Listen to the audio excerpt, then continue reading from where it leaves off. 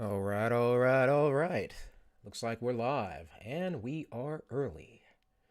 Or I am early since there is no we here. Let's see here.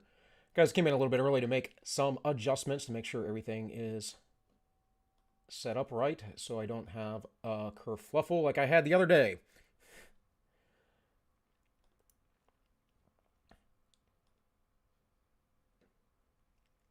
And I don't know if anyone's here in the chat, so say hi when you show up.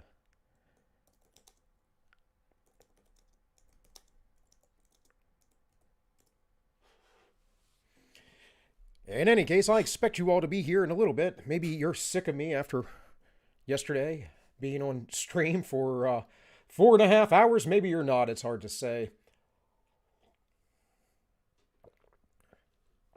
I have a lot of goodies for you guys today. A lot of goodies. Hopefully, Miss Val will stop by so I can thank her for all of the support over on DLive. Val was very generous. I'm not exactly sure what these monies mean, but I don't know. I guess I'll find out like whenever I figure I cash these things out. Whenever that's going to be. Hey, Sam. Hey, no worries, buddy. I don't expect everybody to be lively in the chat per se. I understand. I'm doing this at 3 p.m. Eastern, meaning that some of you are watching this around noontime. I know most of you have day jobs. Dalhawk is driving. Thanks for showing up, bud. I got, again, a big kind of grab bag here in the beginning. Not really that many different subjects, just a few things of news I wanted to cover. So since it is 3 o'clock, and I know that a few of you are here, let's go ahead and get into this. And the first thing I'm going to start with is this coverage from The Hills Rising. And their coverage isn't anything particular, but I'm going to get into some things deeper on this. I'm going to watch a couple minutes of it, like 5-10 minutes maybe. But they're talking about Dr. Fauci and the Wuhan lab gain-of-function hypothesis, which is it's pretty well documented. This is what they were doing in Wuhan. Whether the coronavirus that we are currently dealing with came from there or not is another issue. I would say yes, that seems to be the simplest explanation given the first outbreaks were a few blocks away from the lab. So in any case, I'll go ahead and play the video. Good morning, everybody. Happy Wednesday. We have an amazing show for everybody today. What do we have, Crystal? Indeed, we do. Some fantastic panelists, Max Alvarez and Marshall Kosloff. Those two guys always make me think. We've got Brianna Joy Gray on. She's going to be talking about Elizabeth Warren's new book. I think it's called, Persist, I think is what it's called. Gideon Lewis Krause is also going to be here. He wrote a big piece for The New Yorker on UFOs and how the U.S. military came to sort of like come out with at least some of what's here by members of Congress. That's right. And so, look, I want to preface this with, I don't like Rand Paul. I wish he wasn't the guy who's doing this. But he is. He also happens to be a doctor and actually... I don't know what Sagar's problem is with Rand Paul, by the way. But Sagar, as far as I can tell, is a big deep state sellout type person. The Hill isn't the worst, though, for very mainstream media. The Hill isn't the worst. They're somewhat fair, somewhat balanced, although they did have a bit of TDS. So let's continue. Actually did a legitimate line of questioning with Dr. Fauci over gain-of-function research at the Wuhan lab, whether the United States was complicit in funding that. Very interesting exchange. I'll dissect it on the other side. Let's take a listen. We do not fund. Do you fund Dr. Barrett's gain-of-function research? Dr. Barrett does not doing gain-of-function research, and if it is, it's according to the guidelines, and it is being conducted in North Carolina. You don't think inserting China. a bat virus spike protein that he got from the Wuhan Institute into the SARS virus is gain of function? That is You would not be in the minority because at least 200 scientists have signed a statement from the Cambridge Working Group saying that it is gain of function. Well, it is not. And if you look at the grant and you look at the progress reports, it is not gain of function, despite the fact that people tweet that, So They do write you still about it. support sending money to the Wuhan Virology Institute? We do not send money now to the Wuhan Do you Virology support Institute. sending money? We did, under your tutelage. We were sending it through EcoHealth. It was a sub-agency and a sub-grant. Do you support that the money from NIH that was going to the Wuhan Institute? Let me explain to you why that was done. The SARS-CoV-1 originated in bats in China. It would have been irresponsible of us if we did not investigate the bat viruses and the serology to see who might have been Or infected. perhaps There's a lot going on there, Crystal, but I think the most important one is this, is that Fauci, in that clip, is trying to define gain of function in a way that doesn't include all of the research that they did fund and which was created, which may have led to a lab leak. Now, once again, I don't know if that's true. We don't honestly know either way. There needs to be a lot more investigation, but I find that a very lawyerly and stunningly dishonest, frankly, way in order to answer that question. Because you're like, well, yeah, we funded this research, which scientists say is dangerous and which the U.S. government had put a ban on, but it's not called gain of function. That's not how we're defining it. So therefore, in that exchange, he repeated over and over and over, we did not fund gain of function research. And that's enough for CNN, but if you listen, what did he admit? Yes, we did fund the Wuhan Institute of Virology, SARS-CoV-1. He explicitly, what he's talking about there with studying bat coronaviruses, that's gain of function research by any standard definition, as Rand Paul cites, with a huge consensus in the scientific community around this. So he's playing word games really here, and I think it's just absolutely dishonest. It's not just. And Sager is absolutely correct. I don't know if I want to play much more of this because they kind of just rehash all of this in the segment. But Sager is correct in Fauci is just a liar. That's the bottom line. Call me libelous if you wish, or slanderous. He's a liar. He's absolutely 100% a liar. He is known in the medical community to be some kind of a joke. His handling of AIDS and those kind of things were not done very well. The individual who created the PCR test, probably many of you know, was not too fond of Fauci himself. And of course, always told people that the PCR test can find anything if you want to. It wasn't meant to do what they're using it for. So in any case, I bring this up because of this. This is my wife's work. This is her organization. This is White Coat Waste Project. This is a organization that is bipartisan, but it is run basically by libertarian types, conservative types, whatever. But it is a bipartisan organization trying to defund animal waste and labs. And I mean like stuff that we know doesn't provide any results by using animal testing. And we know this because some of these methods have been used for a very, very long time. So right up here, or right down here, I should say, come on, mouse. Come on, mouse. All right, it's working now. All right. Right here, we have the Wuhan Animal Lab. This is a Facebook post. If you guys are driving, you can't see it. This is a Facebook post that is on this webpage, the whitecoatwaste.org, and that is Wuhan Animal Lab, now in a letter to the journal Science, 18 prominent biologists, including the world's foremost coronavirus researchers, are lending their weight to calls for a new investigation of all possible origins of the virus and are calling on China's laboratories and agencies to open up their records to independent analysis. That is, these scientists, I'm going to show you the papers on this as well, are saying, no, we're no longer covering for the WHO or China or the Wuhan lab. We want to know. We need to know. Because if you recall, last year, everything was trying to hide the fact that the laboratory might have been responsible. Now, here's the big thing, is White Coat Waste. I'm going to show you a tweet here in a minute. You can go through their website, if you like there's a scroll thing right here, and you could see all the stuff they have kind of sort of been doing over the years. And like I said, this is my wife's work.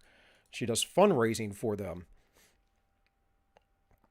They are listed on the NIH website right now. I'm looking at the page. This is, again, a Facebook post from White Coat Waste Project, who helped get the Wuhan lab defunded via Matt Gaetz, by the way, folks. And then they found out earlier this year, at the beginning of the year, that the funding actually was still going to Wuhan, but it was through some other organization within the federal government that it was like underhanded, and they got that stopped too. But this is going on, and Fauci's sitting there testifying to the Senate that, No, we didn't do gain of function there. They absolutely 100% did, and the United States taxpayer funded it. It says the WCW White Coat Waste VP interview in our campaign to permanently defund National Institute of Health, the NIH. Taxpayers payout for the Wuhan Animal Lab. So here's some nonsense. Here's where the article the video I just watched. It's on their website if you guys want to find it. I actually watched the video before it, and I just thought, well, I know for a fact what my wife does for a living. I know what they've done for defunding Wuhan. Here's another one from 19 hours ago. Fact. Your tax dollars funded the Wuhan Animal Lab's treacherous, wasteful, and cruel coronavirus animal experiments that many experts believe caused a lab leak and pandemic. By the way, folks, me talking about this is very likely to get me yeeted off YouTube again, or at least get another strike, which will put me on a 2-week strike. So if that happens, I will still stream. I'm just going to have to be over on DLive and Entropy. So you guys know that I'm streaming at 3 p.m., so go over there and find me. If you're not there now, if you're not at least sub to me, go over there and do that.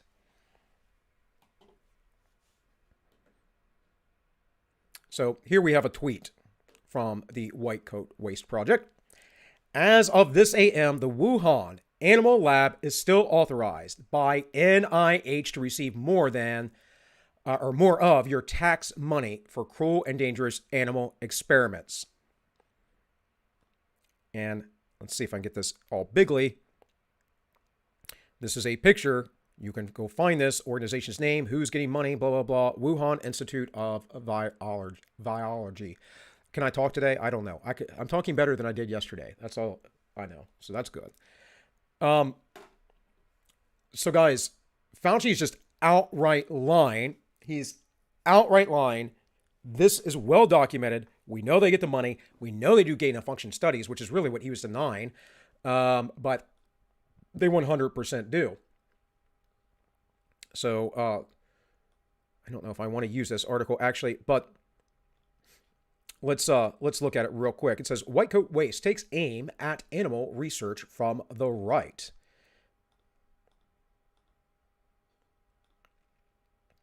This was a 2017 article, but so you can know a little bit about the organization. I'll read a little bit of this. Mind you, it is framed really poorly. It says, if there's any activist who can thrive in Donald Trump's Washington, it's Anthony Bellotti. Now, I don't know. I've never met Anthony, but this is my wife's boss. This is the CEO of the company. So I maybe have talked with him via screen before. I don't even recall. A conservative political consultant who is adept at social media campaigns, at ease with the press, and fluent in language of small government politics. Bellotti worked on campaigns to defund Planned Parenthood, the women's reproductive rights nonprofit. It's not a reproductive right thing at all. It's an abortion clinic, guys, and they talk women into getting abortions. Bottom line, plain and simple. And to end Barack Obama's signature Affordable Care Act. But this current effort, called the White Coat Waste Project, has what many might consider to be an unusual crossover appeal. Because, all conservatives are evil, and we don't at all care about, animal cruelty or any of those things. That's basically how this is framed. So, the group aims at stopping government-funded animal research using a mix of Tea Party-ready rhetoric about government waste and heart-tugging appeals to animal lovers of all political persuasions. Toward the end, he makes a straightforward pitch. Animal research, he argues, is cruel, unnecessary, inefficient, and expensive. Plus, much of it is funded by taxpayers, whether they like it or not. The solution, according to the White Coat Waste website, is to drain the swamp and cut the federal spending that hurts animals and Americans. And again, this isn't about going after private laboratories, guys. This is government-funded animal testing. And again, animal testing that we know doesn't work. So that's a little bit about White Coat Waste. And there's a few articles I'm going to talk to you about on this COVID thing before we move on. But real quick, I want to check the chat. So I see you guys are slightly alive in there. If you are a new person here, by the way, folks, please, there are links in the description. You can go down there and donate if you are so inclined, or if you are able to. I know not everyone is able to, so that's fine. It's whatever. But if you can, please. If not, whatever. The best way you can support me is like, share, and subscribe, right? The YouTube algorithm is basically going to downvote content like this. I'm a small channel too, so they don't tend to promote people like me. Many of you are from other people you view on the regular, and I've kind of pulled you guys over. That's basically been my way of building for a while. But if you guys can go share on whatever internet forums you're on, servers, Discord, whatever it is, if you think people would like it, if you like what I do, then please do that. It will help me grow. So, all right, let's see here. Shelly, I'm late, so shame on me. Yeah. But what is gain of function? Gain of function, Shelly, is the taking a virus and trying to basically make it a super virus. They literally do this to gain a function, literally, to gain extra functions. And that when that happens, they then try to figure out how to defeat the virus. The whole purpose of it is to make a monster so that in case in nature a monster appears, they know how to deal with it. It's kind of silly. I've used the analogy before. It's like you have a schoolyard bully who beats you up every day. Instead of you going out and training and you getting fit and you doing martial arts or whatever you need to do, you send your bully to the gym, you get him all buff, you start giving him steroids, you send him to jiu-jitsu classes and Muay Thai classes and boxing classes and whatever else, and somehow you're supposed to beat him up. Maybe you're both training, but it doesn't matter. He's still the bully, and he's getting training as well, unless you're going to be better than him, right? Either way, you're making him stronger is the point, and that's what gain of function does. It makes these bugs, these viruses and bacteria, primarily viruses from what I understand, it makes them stronger so that the scientists can learn how to defeat them. And it's a highly, highly dangerous practice.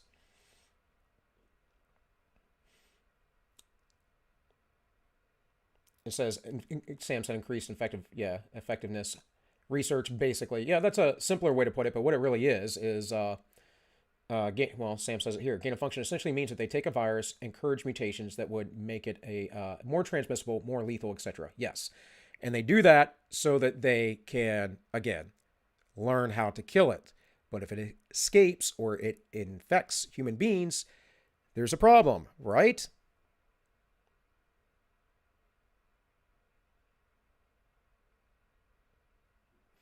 Holly says it's the spike protein from gain of function. Okay, I was not aware of that myself. Well, thanks for the piece of info, Holly. That's probably why some of these mRNA vaccines are looking at the spike proteins and counteracting them. So there's that. So guys, from May 17th, 2021, scientists call for deeper investigation into COVID origin.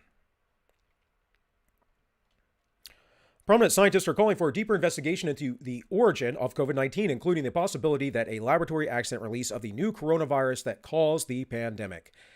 In a letter published Thursday in the Journal of Science, an international group of 18 biologists, immunologists, and other scientists criticized the the findings of a report released in March by the WHO. That should raise alarm bells immediately. The WHO led team into the pandemic's origin. By the way, this is the same WHO that tells nursing and pregnant mothers that it is perfectly safe for them to be vegans. I can assure you, there is nothing in the medical literature at all that states that's the case. In fact, one of the reasons why they don't like, the hospitals don't like women to go over term, that is, have a baby that is late. Now, these are made up things anyways, guys. You can have a baby much later than what we expect it in 9 months. They can go 10, even longer, sometimes months. But they know in the literature that women who aren't well nourished, who don't get enough protein, and go too long in pregnancy, there is a risk to them as the baby is draining nutrients from them. And these are the same doctors who sat in a panel at the WHO, told people that Chinese people eat a lot of vegetables, which they sort of do. But you know what they eat a lot more of? Fat and meat and rice, of course. But and so they said, well, yeah, the China study, the Chinese people are so healthy because they eat so many vegetables. That's not true. These are the same people, like I said, who sat in a board, a little group. I forget how many people it was. It's like 6 guys, and 4 of them were vegans. And the only people that voted against the vegans were the meat eaters. And the vegans said, nope, we're going to make these recommendations for pregnant and nursing ladies. And this is what they do. This is what they do. Science is not a democracy, folks. It's not. I can promise you, it is not a democracy. When you democratize science, what you get is pseudoscience. Every time. So let's see here. It says the team into the pandemic's origin and called for a more extensive evaluation of the 2 leading hypotheses that the pandemic virus entered the human population and began spreading after escaping the lab or after jumping to humans from infected animals. The WHO-led team, which included scientists from China and several other countries, reported no definitive proof of either hypothesis. Well, you know what? It doesn't matter if you have definitive proof or not, and we probably never will because this is out of China. But it seems, my gut tells me that this is the origin. The Wuhan lab is the origin of all this. And the reason why they can't blame China is because that would open up China to litigation of all sorts. And if they did this and people went after China, it could hurt their economy. And it's not within their plans for the global government to allow China to fail right now. Again, these are Bill's thoughts. These are his speculations. These are my opinions on the way I'm perceiving the world. I could be wrong, but I'm pretty sure I'm not. Not on something like this. It seems rather obvious. Well, what is this? Here is an older article that I had pulled up.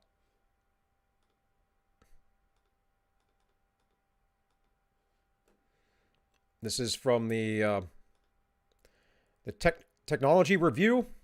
No one can find the animal that gave people COVID-19. Now, this was just from March. And as the article goes, it talks about random animals and stuff that happened, blah, blah, blah. It says, were any of these scenarios what touched off the COVID-19 pandemic? That is the question facing a joint international research team appointed by China and the World Health Organization. Again, appointed by China and the World Health Organization. Do you think China is honestly going to tell anyone the truth about this freaking virus? They went on to the World Economic Forum, Xi Jinping did, and was talking about how horrible this thing was and blah, blah, blah, blah, blah, and at no point ever accepted accountability for it. In fact, what they have said is that Americans put it there, or other enemies of China, of course, that it was our CIA or military that infected them. They did it through Japan. The CIA worked with Japan, just like they are with their femboys, trying to feminize the entire, emasculate and feminize the entire male population of China. These are the things that the Chinese government put out in their media. So, from the New York Times, another group of scientists call for further inquiry into the origins of the COOF. That was May 13th. So you can see there are plenty of articles about this. Again, I'm not going to spend a ton of time going through all these. I just want you to be aware. Now, this was the important one, really, in the end. The MIT Technological Review. My wife sent this to me because I told her I was going to cover her work today, and I know I speak about her work on occasion. But I just wanted to let her know, give her the heads up. She was cool about it.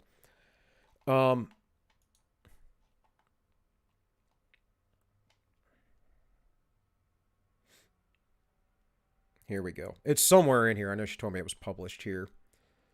So if I don't get to it, guys, if I can't find it, I will have it for you tomorrow. Some vaccinated people are still getting COVID. Here's why you shouldn't worry. That was from 2 weeks ago. New business model, big opportunity. All right, it's got to be way up here at the top then. Here we go. Top researchers are calling for a real investigation into the origin.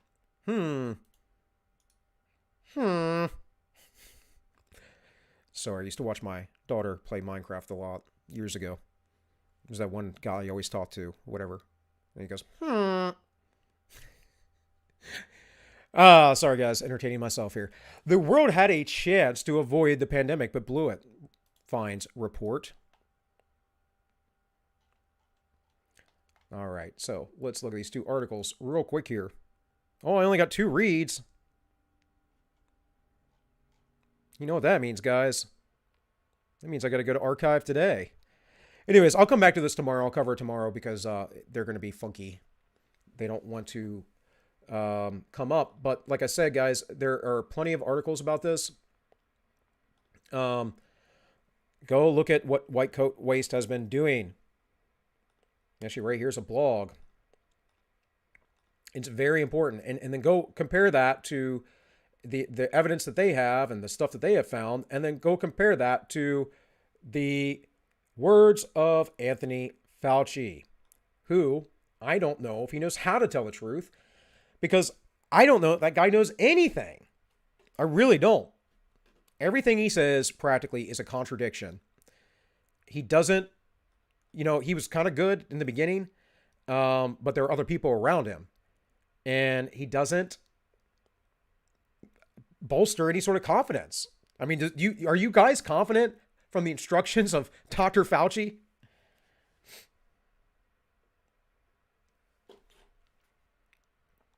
So, White Coast Waste Project exclusive. NIH loophole still allows your tax dollars to fund experiments at the Wuhan lab. That was February 10th. This is what I was talking about. A new White Coat Waste investigation reveals that a literal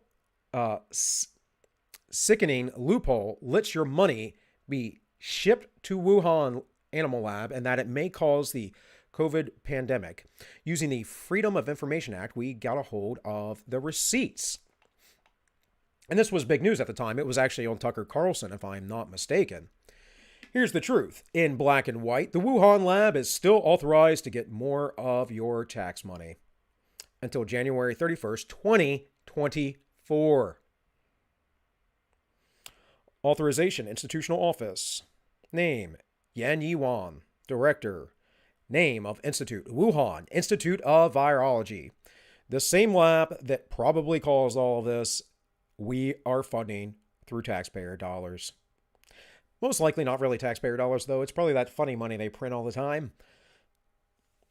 But, yeah, it says, last year, WCW first exposed and stopped the NIH and the notorious EcoHealth Alliance from secretively funneling your tax dollars to the Wuhan Institute of Virology. The controversial bioagent lab in Wuhan, China, that used your money to conduct dangerous and cruel experiments on coronavirus-infected bats and other animals. Experts believe the COVID-19 virus, which has rolled the world for almost a year now, may have leaked from this very lab. The NIH refuses to release documents to the White Coat Waste about its relationship with Wuhan Animal Lab. Isn't that interesting? Can't even get the information to the citizens because, these government organizations, their business is too important for you to know. While the Wuhan Institute of Virology is still under investigation for its role in the origins of the COVID-19, the National Health Institute says the WIV is still eligible for funding from taxpayers through 2024. That's from the Daily Caller. And these are just tweets. And again, we can go down. You can look at all this. I did pull up another article real quick here. This is the NIH withholding Wuhan Animal Lab records due to law enforcement investigation. That was June 2020. So that was a full half year prior to that article I just read. That's when this is from, right? So they still hadn't released it. I could probably ask my wife. She said, I would be on your stream today if I didn't have this and this and that to do. And it's like, yeah, that's no worries. But we'll come back to these other things. In any case, I thought you guys might like to know about that. I thought you might like to know something. If you're going to, if you want to help with that, defund Wuhan and all that, I'm sure there's a means to donate to White Coat Waste. I didn't think about it ahead of time to find out. This is what my wife does for a living, by the way, is raise funds. So perhaps I will tomorrow have something for you all if you wish to make a donation to them. Let me read some chat real quick.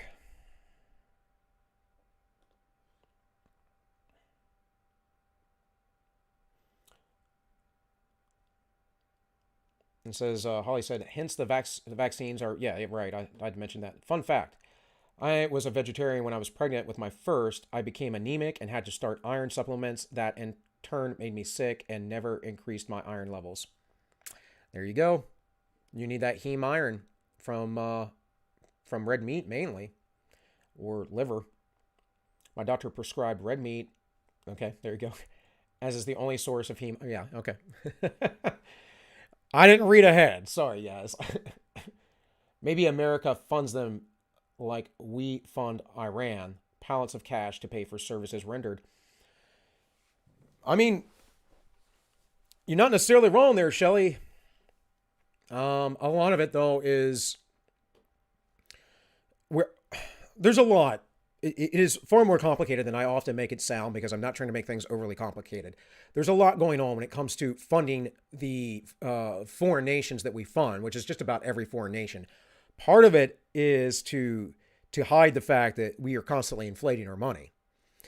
Part of it is to have them on our dime, right? We can basically hold countries accountable and make them do things by restricting funding, like Joe Biden did with the Ukraine thing, right? With Burisma. So those are at least two reasons. Another reason is because we're trying to buy friends, which is just retarded. You don't buy friends, folks. People who are your friend because you give them money, they ain't your friend. Now, if there is a mutual exchange in a relationship like we all should have, if, there's a give and a take and it goes back and forth, it's reciprocal, then we have something a little bit different going on. But that's not generally how those things work. So those are just some of the reasons that we do fund people. I think the other big reason is because, kind of like you said, with the pallets of cash and covering Iran, we have like the whole Iran-Contra deal. We've had, in the past, we've had, with Obama, Fast and Furious, that whole thing, right? We have these things occur all the time. It's only what we know about, by the way, folks. Only what we know about. There are other things that the CIA and the deep state does and the White House knows about, but we probably never, ever, ever hear about. It's just the reality of it. So, yeah. And those operations go on. They don't care. They don't guided by any principles.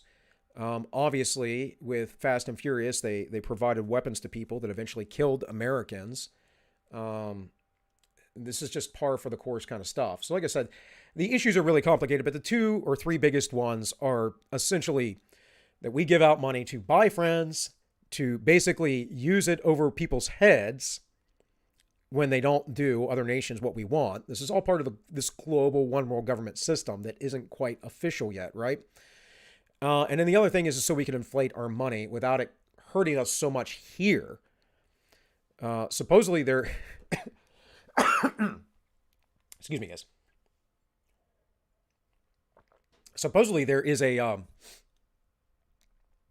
more money in South America, counterfeited money, if I'm not mistaken, than in circulation anywhere else in the world because of the drug trade. So now that's counterfeit money, but still, look, it doesn't really matter if you counterfeit our money or not, right?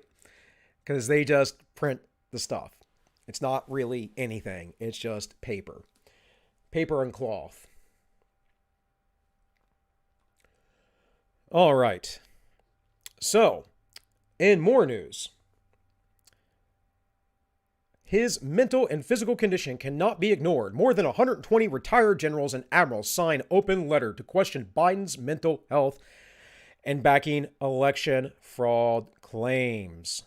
This is from the Daily Mail. Now, you can find this article or similar articles elsewhere. I just went with one today, I believe. I might have a second one, but we'll get to that if I do.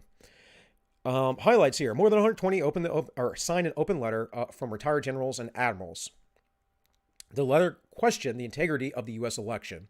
It also questioned Biden's mental fitness, blasts the Iran deal, says anarchy cannot be tolerated, and says illegals are flooding our country. It echoes Trump's claims that absentee ballots are not secure. There are no claims.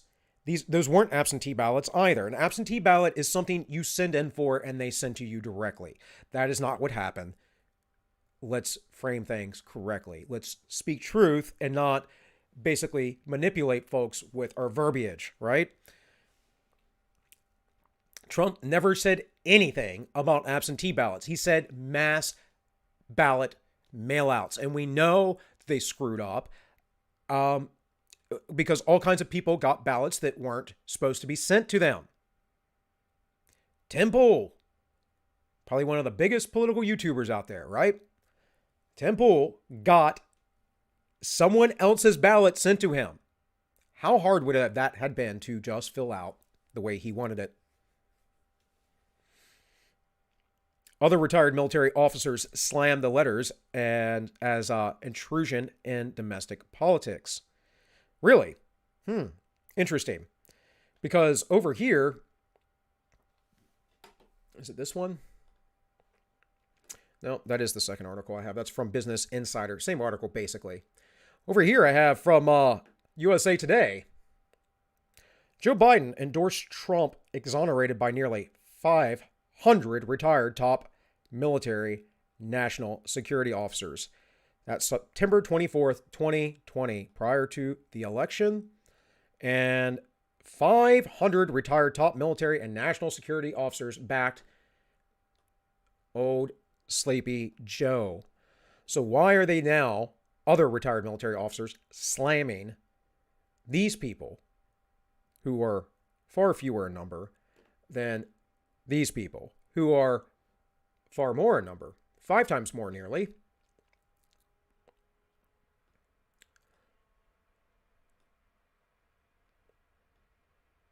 No, get away ad. Here we go. So this is the Biden article, folks, if you're just listening.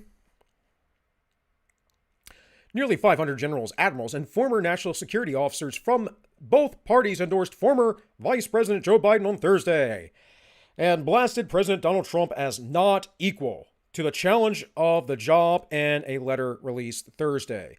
The letter signed by 489 members of the group. Okay, so it was 4 times the amount.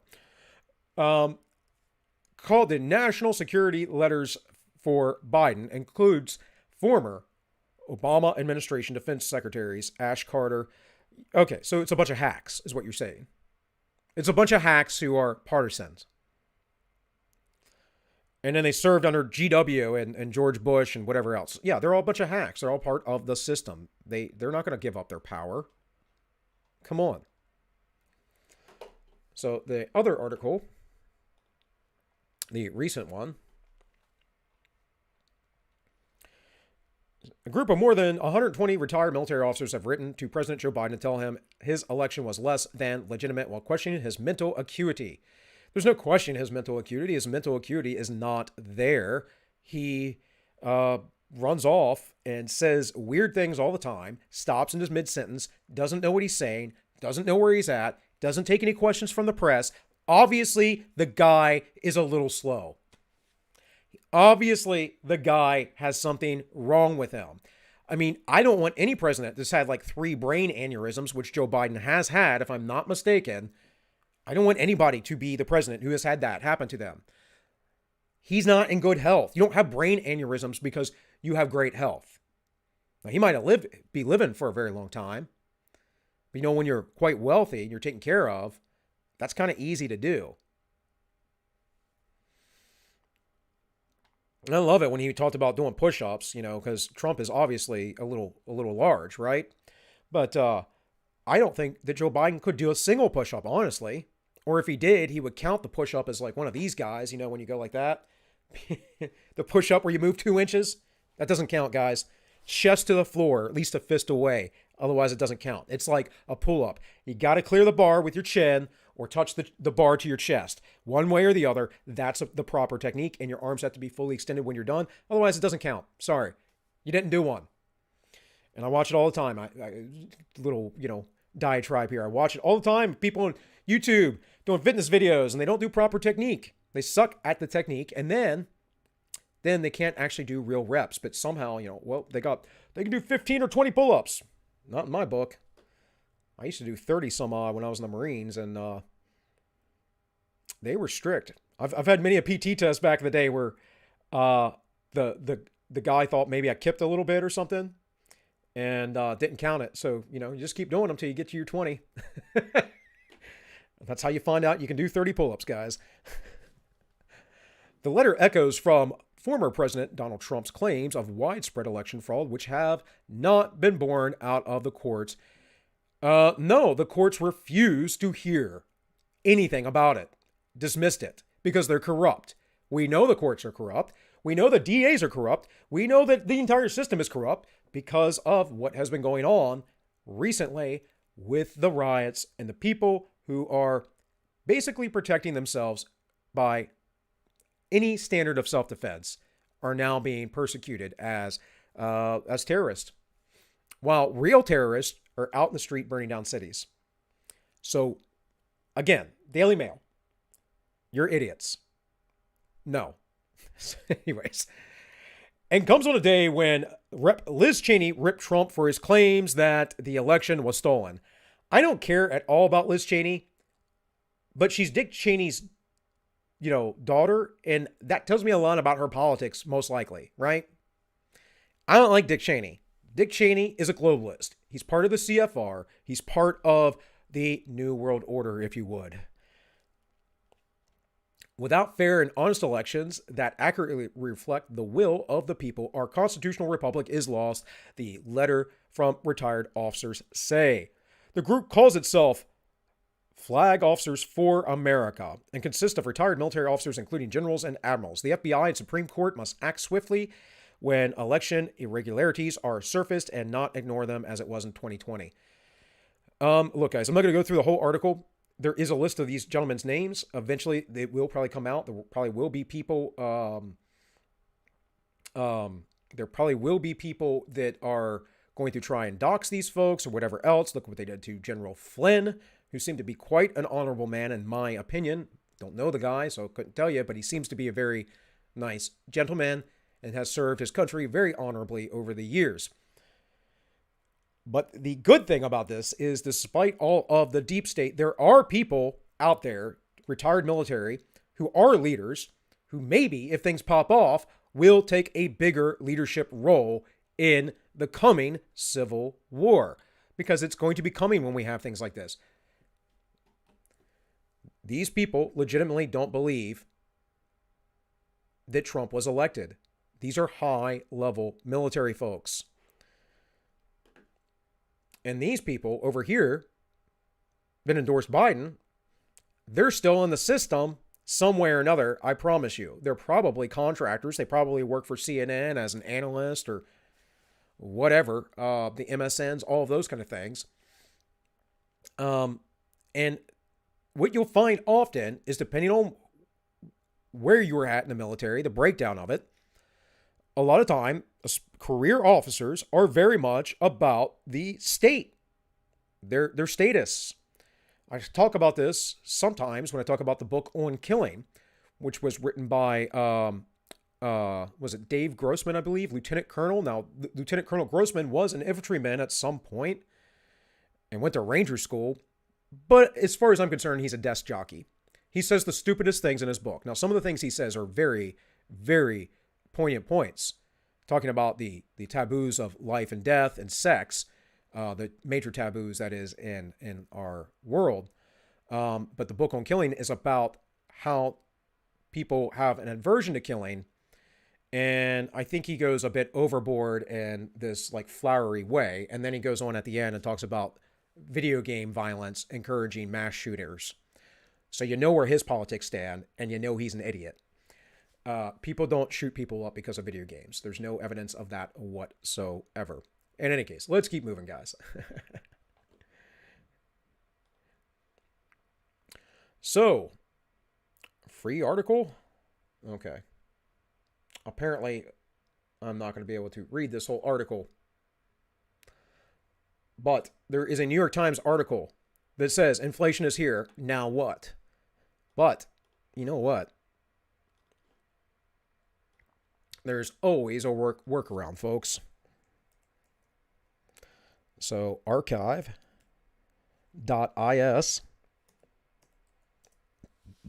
if you didn't know, if you weren't aware, is the place to go if you want to get around ads. And what it does is it takes a screenshot of your of the article, essentially. Uh-oh.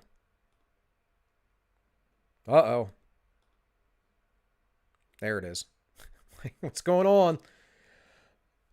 So this hasn't been archived yet, and it'll take a few minutes to do that. While I'm doing that, while that's happening, before we get into the article, let's look at some chat real quick here.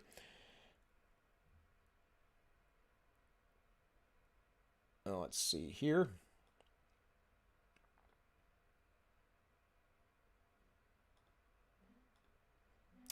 Somebody's over in the entropy, other than me. Let's see if I got anything going on DLive.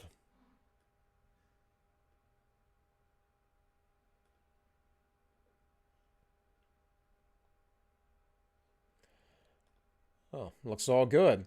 All right, guys. Well, hey, please, if you are watching, give me a like, share this, subscribe, that kind of stuff. You know, the thing. Helps me out, right? Pumps me up in the algorithms. So while that's loading, I'll come to something else, and that is the new Army woke ad. And this is a fun time, folks. Get ready for some cringe.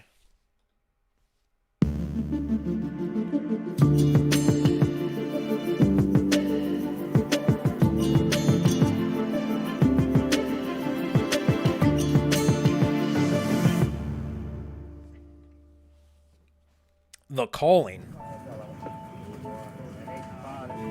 This is the story of a soldier who operates your nation's Patriot missile defense systems. All right, I got one thing to say about Patriot missiles. They are awesome. They probably saved my life. But them idiots didn't have them set up when we went into Iraq on the 0 hour. And I was still sitting over in Kuwait in Camp Commando. And we got a 500-ton, or 500, whatever it was, 500-pound, whatever the hell it was. We got a giant cruise missile shot at us. Hit right outside the gate. Whole earth shook. And finally, like, after a few days, they had the Patriot system up, or later that evening. But I spent all day, my first days of the Iraq War, in Kuwait, running to a berm because we didn't have a scud shelter. trying to stay alive by, running to shelter every 20 minutes. It was a fun time. And that went on for about a week till some Navy SEALs took out those guys. Most of my unit had gone into Iraq by then. I kind of got left behind with the XO because at the time I was in the company office. And then I got fired from the company office and got put back in a line platoon once I got in country, which was great because I hated working in the company office. Anyways, just quick story. Patriot missile system, awesome. It begins in California with a little girl raised by two moms.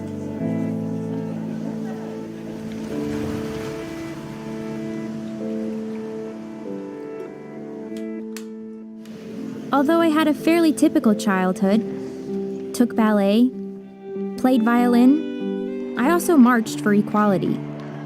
I like to think I've been defending freedom from an early age. When I was 6 years old, one of my moms had an accident that left her paralyzed.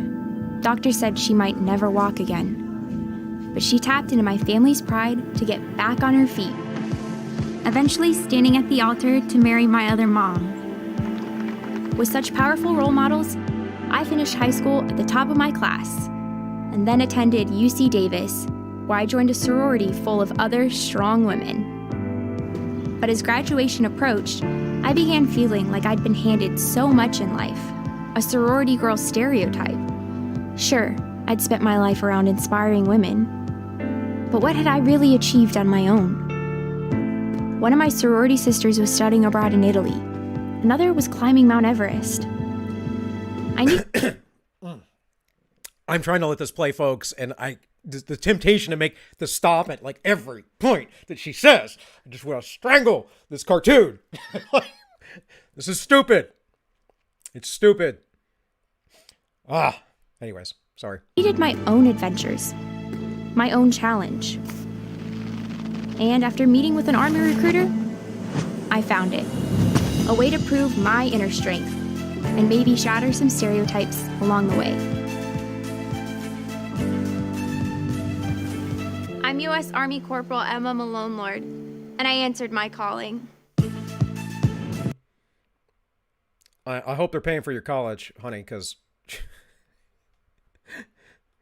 working on a Patriot missile system is not going to get you anything in the civilian world. I can tell you that right now. Holly said, "Don't strangle the cartoon."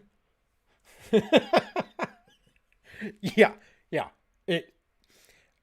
Apparently that's her true story. I don't know, but it's gay, guys. And I don't mean in, the homosexual way. It's just gay. It's ridiculous. This is insane.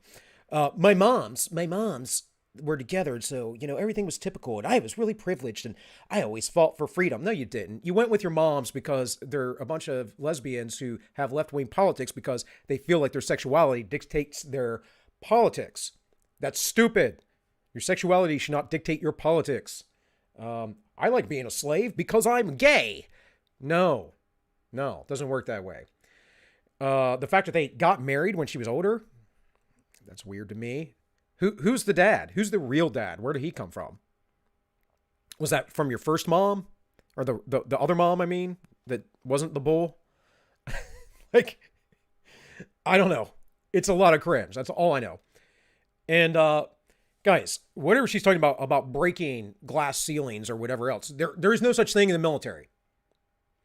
If you're going to do that, there's one place to do that in. That's in the infantry. You're not going to make it. I promise you. There are men that do not make it in the infantry, right? Because they can't make the standards. You can go to a higher level of standards as well, like I did initially, being a security force Marine. The Marine Corps standard is 3 pull-ups, guys. You have to do 3 pull-ups to be a Marine, at least when I was in. 20 is a perfect score on the PFT. Now, this is slightly changed. It's changed. There's a variation now. There's a lot more variation within age as Marines get older, whatever else. But it used to just be a flat 20 pull-ups. In Security Force Battalion, you must do at least 12 or you cannot even be in the battalion. Supposedly. I don't know if they've ever kicked anyone out for that, but still. We used to go on 5-mile runs every freaking day. I hate running, by the way.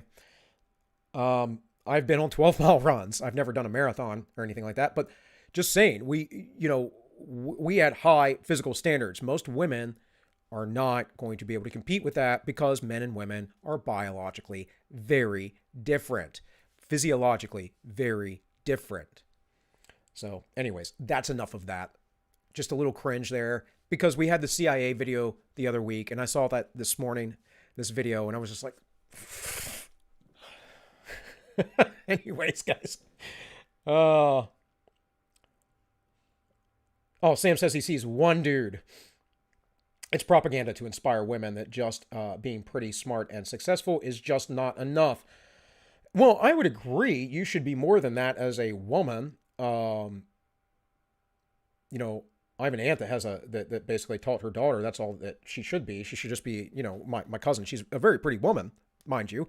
But she basically told her that, yeah, you should just go marry some rich dude who's going to take care of you. Just be pretty, just be girly. Don't be anything more. I mean, I don't know how far that gets you, but it's a strategy, guys. It's a strategy. You have to actively smash the patriarchy, I guess is what you said there. Yeah. Ah, yes, you'll never be good enough. How inspirational.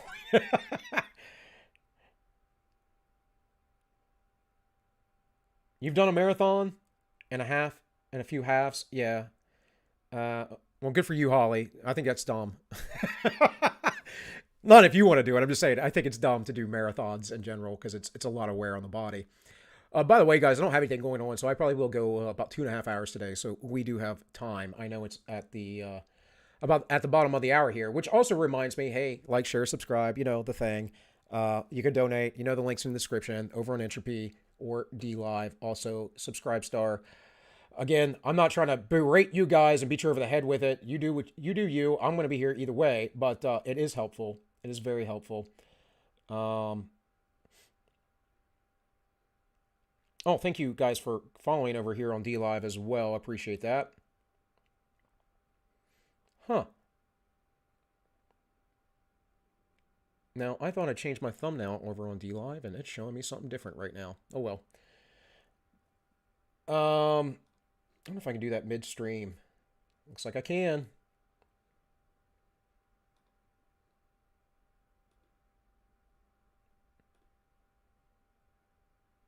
There it is. All right.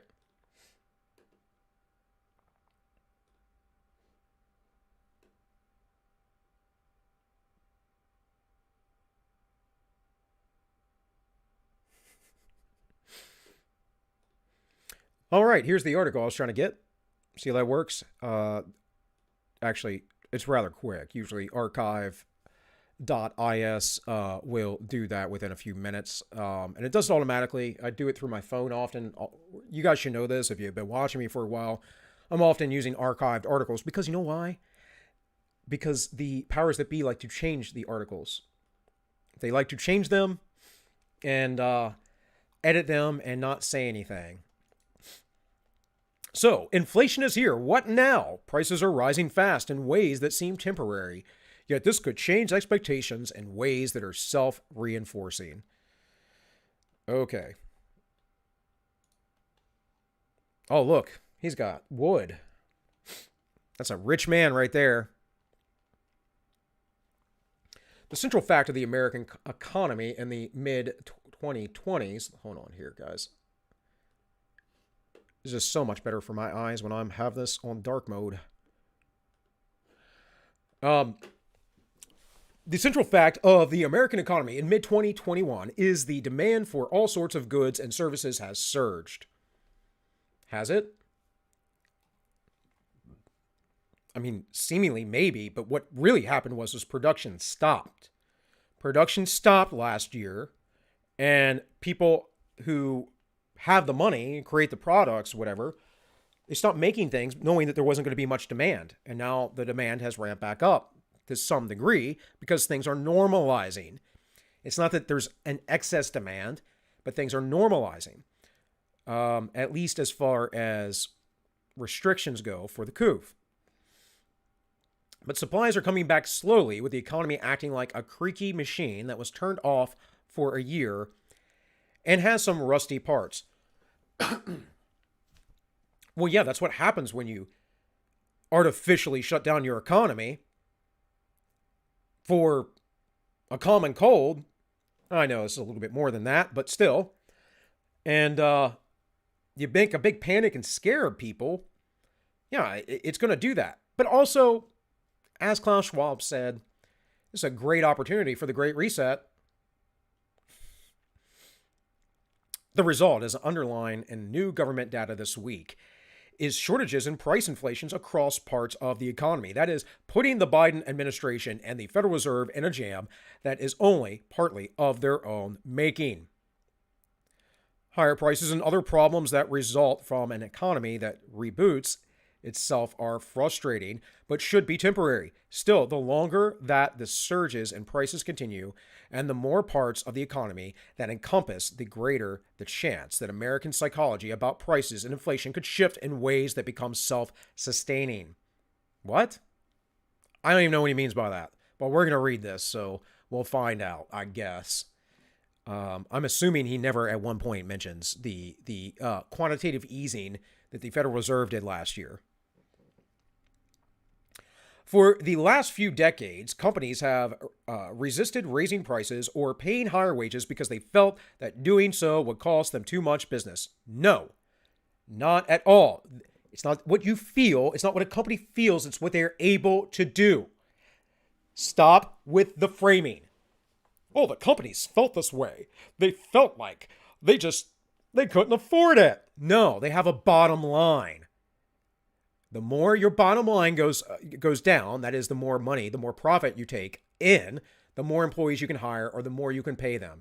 The end. Simple economics. Very, very basic.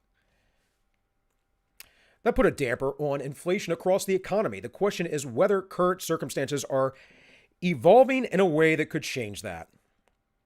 Now the genie's out of the bottle, said Kristen Forbes, an economist at MIT and a former official at the U.S. Treasury and the Bank of England, meaning that we're talking to a Keynesian.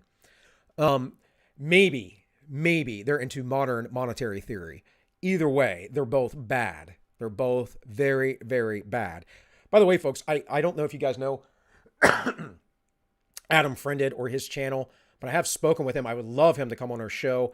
Right now he's working on a comic book, so he won't, but I have spoken to him. I would like to have him come on. Adam's a really smart guy. I do like his content. I do tend to watch his stuff on Sundays a little bit because he does a very long stream with PSA Sitch, if you aren't aware, and they break down SJW videos, generally speaking.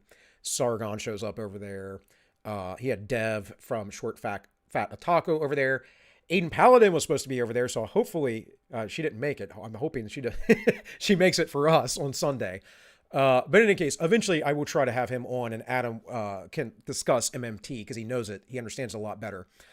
I don't get the idea, but I also don't get things like Bitcoin and whatever else. I just don't. I don't understand why you would put your money invested into something that's invisible and not real. It's just electric, right? But it's a whole nother thing. Anyways. To understand the bewildering mix of forces at play, consider what's going on at your nearest used car lot. The prices of used cars and trucks rose 10% in April. According to the latest federal data, one major factor in pushing the consumer price index to the steepest year-over-year jump in 13 years. Look, inflation should have dropped a little bit under Trump. Not hugely, but a little bit. Or at least kind of stagnated. But the bottom line is the consumer price index is not in any way, shape, or form a reality of inflation. It'll say inflation's about 1% to 2% per year, which I would still say is very high, actually. But it's more like 10 to 12%, right? It's about 10 times more than what they say it is. Maybe even as high as 15 or 20%. It depends. I think that's probably what we're going to see here with all the money they just printed. Some involve the microeconomic decisions made by the companies and consumers many months ago that are still rippling through the automobile market. Rental cars companies reduced their fleets during the pandemic, induced collapse to travel, and are now struggling to rebuild their inventories, and therefore are not selling the used cars in a normal market they would continually be unloading. New car sales fell last year during the pandemic, resulting in fewer trade-ins finding their way into used car markets, and are now used car sales are being held back by a shortage of microchips. Okay. Well, the shortage of microchips is a real thing, again, because people weren't producing things. But who in the world is going to buy a car if they don't have a job or money? None of this article, it's a New York Times article, folks. What do you expect? Do you expect it to actually address the issue? Any issue at all that's actually real and important? I mean, I would say on occasion they do, but they almost always frame it in some negative light towards conservatives and some good light towards the liberal, the lefty. There isn't much that government policy can do to fit those problems unless it involves a time machine. But government policies are part of the story. Well, thank you for at least acknowledging the government's contribution, even though you're saying part of the story, not the story. The government is the story. There is no other story other than the government printed a bunch of money. They wanted to get money into the market. They shut everything down. It's all the government's fault. These businesses tried to, in many cases, stay open, and they were arrested and shut down. But the government's policies are only part. They're just part of the story. I don't know why I'm so fired up today, guys, but I hope you're enjoying it. I hope you're entertained by me being a little bombastic today. The combined $2,000 per person stimulus check most Americans received in the early months of the year amount to a healthy down payment for many families. No, that's just another way to create more inflation. Generous unemployment benefits are helping contain the number of delinquent auto loans. Also, a way for more inflation because you're not producing anything. You're not producing anything. You're pumping money into the economy. It devalues everything, which is what inflation is, the devaluing of the currency. Benefits are helping contain the number of delinquent auto loans and in turn the suppliers of repressed cars on the market. Low interest rates policies from the Fed have made financing cheap. And that low interest rate, folks, is a negative signal. It is not a good signal to the state that we are in right now. We should have a high interest rate. People should be saving. But we've had an artificially low interest rate for, I don't know, man, freaking 30 years now. Let me vary it slightly, but the bottom line is that they artificially do this. It's not real market economics. If you want to learn about this, by the way, folks, go read Ludwig von Mises's market. What is it? Boom bust cycle. I'm trying to think what it is off the top of my head. It's been so long since I've read his theories, but he won a Nobel Prize, I believe, in the 1970s for explaining how the boom bust cycle works with centralized banking. He explained the whole bubble process. That's why people like Peter Schiff and Ron Paul were able to predict the housing market crisis in 2008. And they did it long before then, were laughed at constantly. And every single expert on the screen that said, no, we're fine, was wrong. Every single one. And it's no different today. And yet, so many of you out there still listen to these idiots. And I'm saying they're idiots because I'm going to give them the benefit of the doubt that they're not lying to you. They probably are. But either way, they're not giving you sound advice. I wouldn't listen to anything they had to say. Those actions alone would create more microchips and let rental companies undo decisions from a year ago. Higher interest rates or taxes might even make things worse.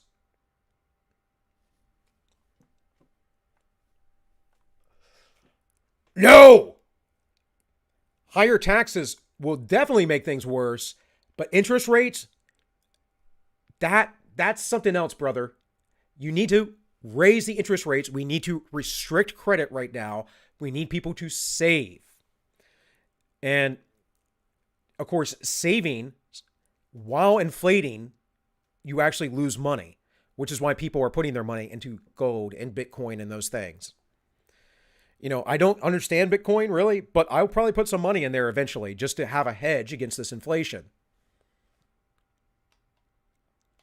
If the action led suppliers to hold back on investing in new capacity for fear of demand would fall in the future, and that is how it works, high interest rates, people save things. I don't mean just money. I mean like supplies holding back. You know, they don't produce as much. That's how it works. The used car market may start to stabilize late this year, but the problems are unlikely to be fully worked out until 2022, said Jessica Cadwell, an auto industry analyst with Edmunds. Right, because this will be the rollout of the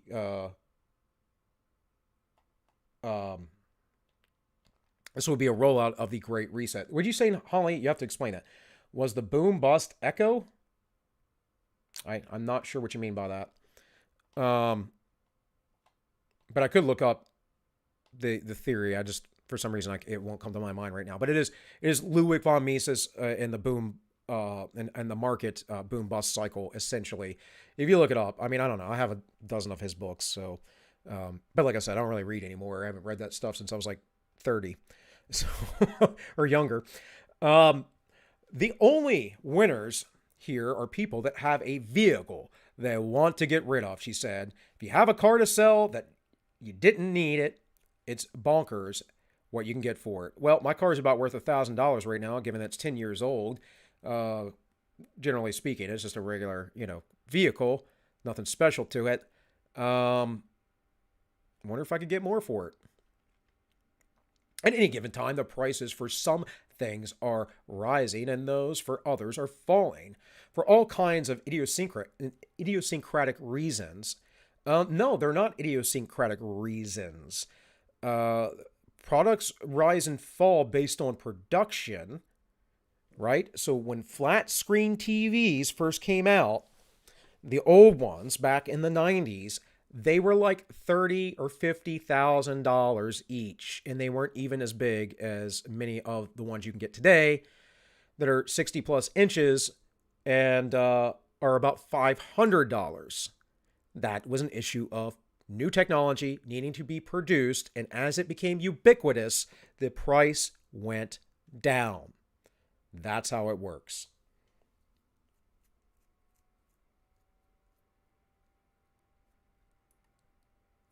The name of the book by Daniel Stoffman? Okay. Yeah, I'm not aware of that.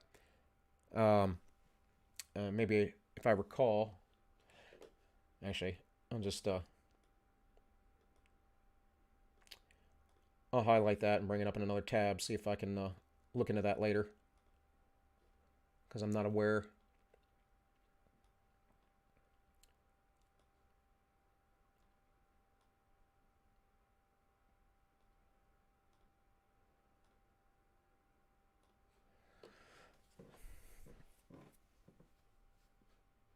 Okay. At any given point, the prices for something... Yeah, okay, I read that. Policymakers generally try not to react to those moves. They are essential to how markets work. If there is a shortage of limes, their prices spike and people use more lemons. Well, yeah, again, basic supply and demand. That's not what inflation is, though. Inflation doesn't have anything to do with production, has nothing to do with supply or demand. It has everything to do with the money itself being devalued. Therefore, everything costs more. This guy isn't even addressing the issue, but again, it's New York Times. What is unusual about the moment is that the prices for so many things are rising at once. I'll bet for different reasons. Some, like airfares, are simply returning to pre-pandemic levels, which shows up in inflation data as a price increase. Yeah. So this guy's now saying he's trying to obfuscate what's actually going on by saying, well, the airlines, they couldn't get anyone to fly, so they had to lower prices because that's how that works, supply and demand. And now that they're increasing prices again, it's shown as inflation. No, it's not. It is not. You know what the inflation is. We have a gas shortage right now in the southeast of the United States. We have a pipeline that's shut down by Gretchen Whitmer. And we have a pipeline that is not going to be completed, the Keystone Pipeline, because Biden. At the same time, before those other two happened, we saw those prices rise, but the gas prices beginning to rise. At the same time, they want to put in all these environmental agendas. And then, on top of that, we printed 66% of all money ever printed in the United States since we got off the Bretton Woods standard. 66% in a year. Bretton Woods was 1971. That's 50 years ago, folks. Last year, for the past 50 years, we printed 66% of what had been printed in the last 50 years in 1 year. And you're going to tell me, oh, well, airlines raising their prices back to normal is part of this, and it's showing as inflation. Get out of here, man. I'm going to knock everyone upside the head today. This is why we're going to have to finish with Bastiat and Jefferson, because Bill is in a mood. Bill is fired up, ready to go. And still others like the spike in East Coast gasoline prices after a cyber attack shut down a major pipeline are truly random events that tell us virtually nothing about underlying supply and demand or future inflation. Shut up. Like, seriously? Cyber Polygon said that this was going to happen. Period. The end. Davos said, "Yep, we're gonna have these cyber attacks." Look what happened. We know. Biden still says, "Build back better." Open your eyes to what is going on. This is not a joke, folks. This is the reality. They are telling it to you to your face. And then when they say exactly what they're going to do, everyone looks at you and goes, "Well, you're just a conspiracy theorist." Well, you're a complicity theorist, because you're complicit with all of this if you're not speaking up against it. If you're not bringing it to light, if you don't understand it, if you're making excuses for it, you're complicit. Some other sectors seem poised to experience price rises. Restaurants, for example, are complaining of severe labor shortages that are forcing them to curtail service or sharply rise pay for line cooks and dishwashers. Because a lot of people lost their jobs. They don't want to work those jobs. They don't know if we're going to lock down again. They're getting unemployment. You have some people like me who are just like, screw it. I'm not going to finish school because I don't want to get locked down again and have to go through what I did the other year where I couldn't do my labs. I had to do my labs in a freaking book. That's not a lab, guys. You do a lab in the lab for a reason. It's hands-on.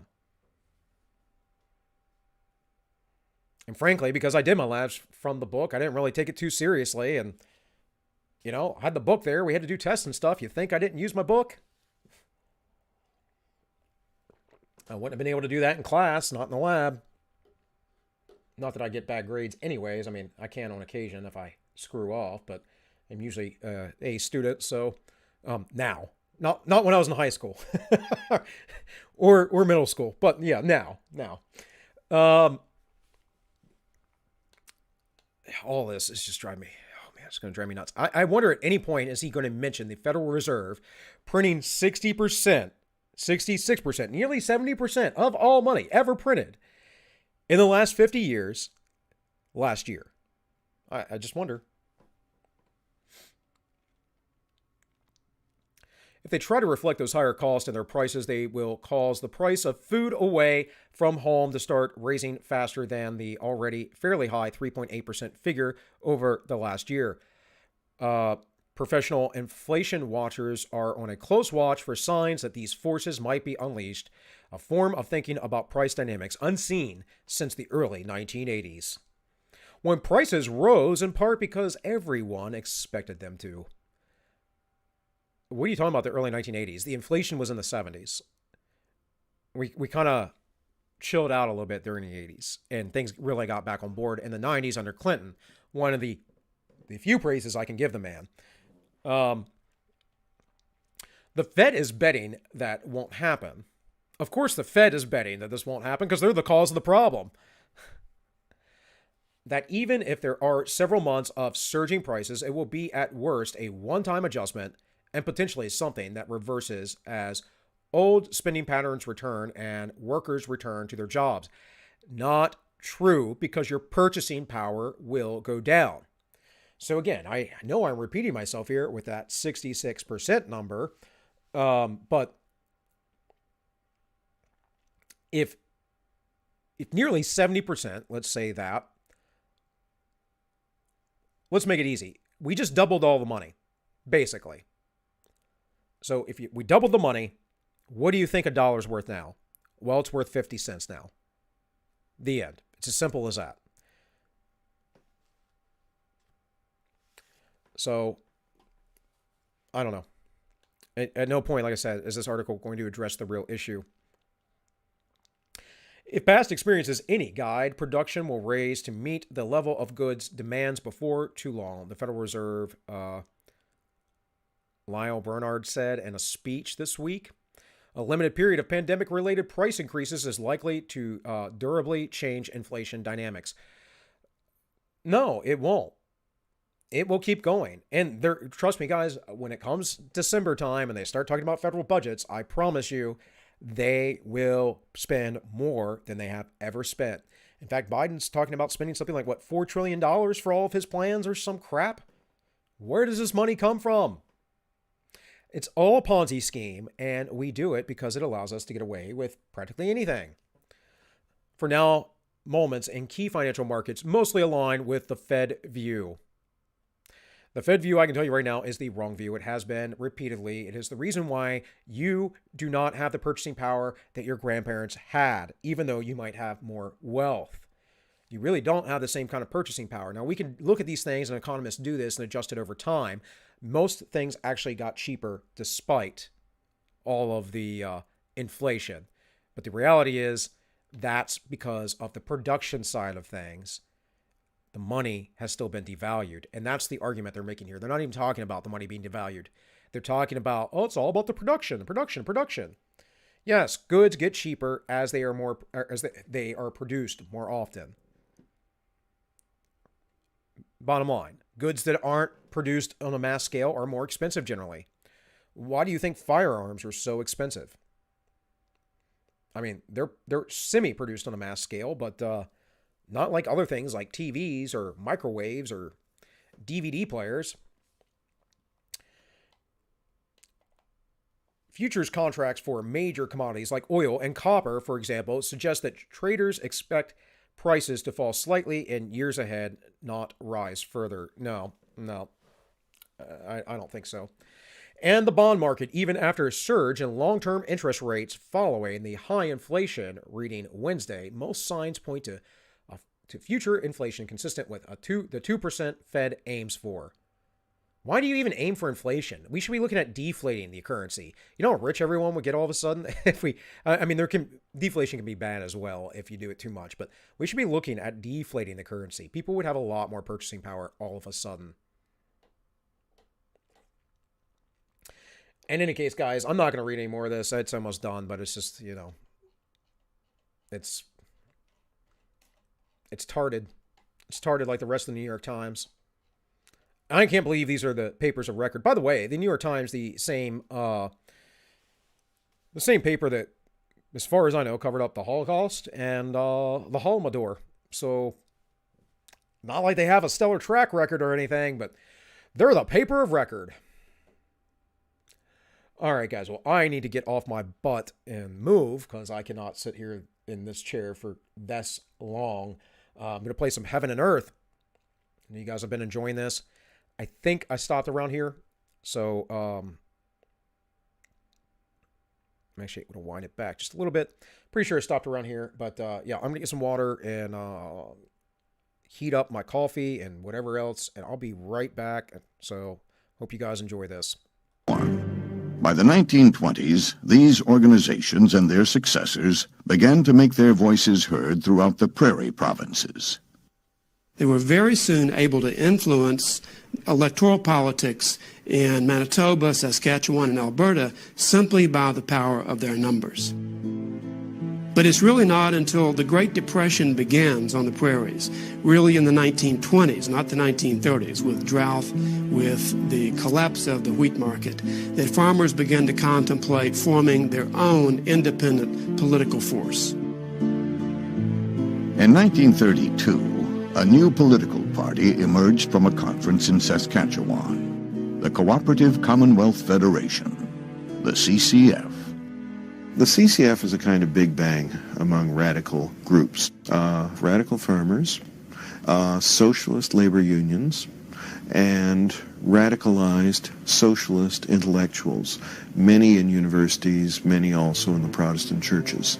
And they get together and they write a platform that calls for the socialization, essentially, of the means of production and the means of finance. I mean, it is a classic socialist platform. The party would later moderate its platform to appeal to a broader base. In 1944, the CCF swept the provincial elections in Saskatchewan, becoming the first socialist government in North America, and leaving a lasting imprint on Canadian politics. Well, the CCF stayed in power in Saskatchewan until 1964. And one of its last acts was to bring in a socialized medicine scheme for the province of Saskatchewan, which they imposed in the early 1960s and which had such tremendous appeal that it actually pushed Canadian politics in that direction later in the 1960s. The CCF's ideas were adopted by the governing Liberal Party of Canada, and the Liberals were the ones who finally brought in national Medicare in Canada. Socialism found more of a following in Canada than in the United States. In 1961, the CCF became the new Democratic Party. It is still largely socialist in its convictions and still a force in Canadian politics. In America, some of the ideas championed by socialists also found their way into the mainstream. Ideas like unemployment insurance, Social Security, and the 8-hour workday. But socialism itself never took root. Be sure to join us for the second episode of Heaven on Earth, The Rise and Fall of Socialism. For Think Tank, I'm Ben Wattenberg. To learn more about Heaven on Earth, The Rise and Fall of Socialism, visit us online at pbs.org. You'll find complete interviews and more about the... By the way, guys, this series is based on a book. I'm pretty sure I told you before, but anyone who didn't know, there's a whole book that covers this called Heaven on Earth, and that's what the series is based out of. Well, hey, Yiz, what's going on? Well, appreciate it. We haven't talked in a while, so I appreciate you coming by. It's probably been a week or two since I last chatted with you, which is unusual.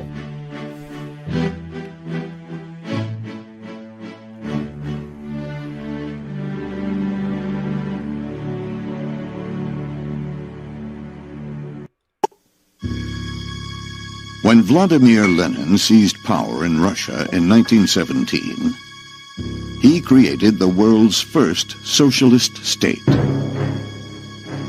But other socialists said that Lenin's dictatorship wasn't true socialism at all. Over the next 60 years, people who called themselves socialists, often disagreeing violently with each other, would rise to power in scores of countries all over the globe, until they ruled more than 60% of humanity.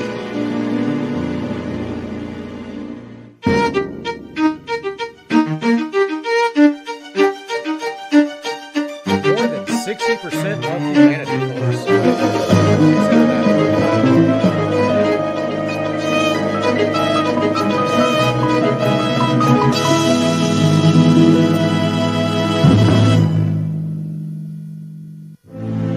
I have seen the future, and it works. Those were the words of American journalist Lincoln Steffens after visiting the Soviet Union in 1919.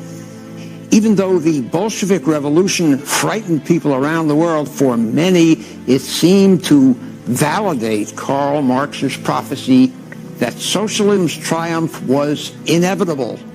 Hello, I'm Ben Wattenberg. Welcome to the second episode of Heaven on Earth, a think tank special.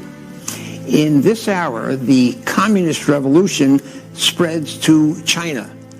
Democratic socialism comes to Europe, and socialism emerges as a new path to economic growth in the third world. But as socialism in its many forms continues to spread, it brings with it disappointment and despair. Nowhere does the reality live up to the ideal. And so we begin in the new Soviet Union, that is the Union of Soviet Socialist Republics. Vladimir Lenin died of a brain hemorrhage in January 1924. He was only 53 years old.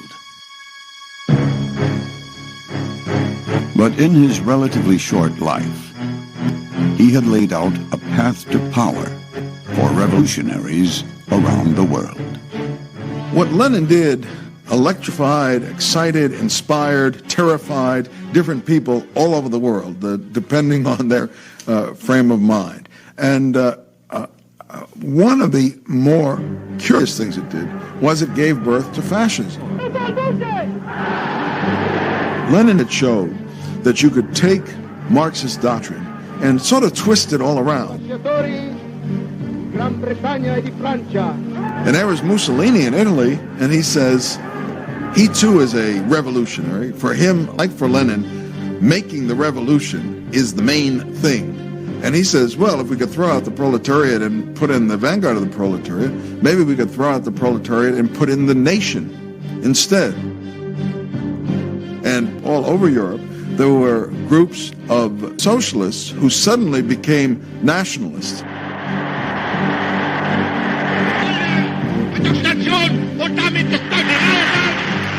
And so what's the problem here? Well, socialists aren't supposed to be nationalists because they are supposed to expand their beliefs across the entire world. The goal of the socialists and the communists is to force all of humanity to be enslaved into their system of covetousness. So when you're a nationalist, it doesn't make any sense. They don't work together. But you'll see he's pointing to the National Socialist, and they saw things a little bit differently. And again, I've gone through this time and again on this channel. We will probably get into the book, The Vampire Economy by Gunter Riedman here in a little bit. I don't know, maybe next week. I thought about bringing it up. Again, you guys have to understand, that book was written by a communist living in fascist Germany. And he said the restrictions, very specifically on business, were harder, harsher, more in-depth than what the communists did. So this idea that the socialists, or the fascists were socialist, that everyone on the left says is just a bunch of retarded nonsense. They've never read anything. They've been told that because they think that fascism has nothing to do with economics. I forget who I was watching the other day, but someone was talking about a lot of fascist countries actually use socialist policies. No, they all do. They all do in one form or another. It's all centralized control government. It's all authoritarian. It's all tyranny. One, but not the only one, who did was Hitler, who comes along and has this new ideology of National Socialism, which retains a lot of socialist principles, but adds on the implacable hatred of the Jews. Benito Mussolini joined forces with Adolf Hitler to launch a world war even more devastating than the last. The alliance between Italy, Germany, and Imperial Japan placed Mussolini in bloody opposition to his old socialist comrades.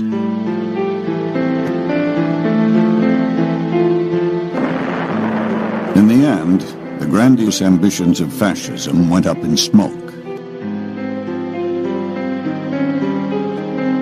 The world last glimpsed Mussolini's body strung up at an abandoned gas station in Milan. The very next day, Hitler shot himself. With the defeat of the Axis powers, the ideology of fascism collapsed. But the death of this strange offshoot only cleared the way for other branches of socialism to flourish. In the aftermath of World War II, communism spread like never before. The Soviet Union's military gains in World War II set stage for communist governments to take power in Eastern Europe and North Korea. But communism's biggest post-war conquest was yet to come. 4 years after the war's end, insurgent communist forces in China drove the pro-Western nationalist government off the mainland.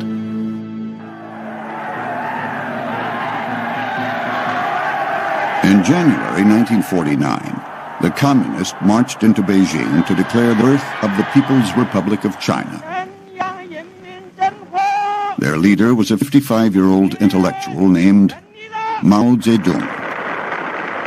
Mao was a true revolutionary. He did not believe in normalcy. He did not believe in routine. He disliked bureaucracy. What he did was to mobilize millions of peasants to join the communist revolution. Mao gave the Chinese people what came to be called the Iron Rice Bowl, a promise of lifelong economic security. But the price was submission. The party would soon control everything. The books people read, the clothes they wore, even whom they married, and how many children they had. Mao felt that one has to really not wait for changes in the social system at all, but change human beings just as they are at once. That means to educate them and cut them off from all previous culture. Lenin allowed his people to read the classics and had access to the old literature. And Mao cut it all off, and for a while all they could read is inanities in the so-called Red Book. So he had this idea that if you do that, you completely cut them off from the past and create new human beings that way. For nearly a decade, China followed the Soviet model of national... So let me elaborate on that, right? Pretty basic. The commies, the leftists, they're all blank slaters, and they literally believe that if you just removed people outside of the society that has been built up for thousands of years and is ingrained into our DNA, the hierarchies and all of those other things, right?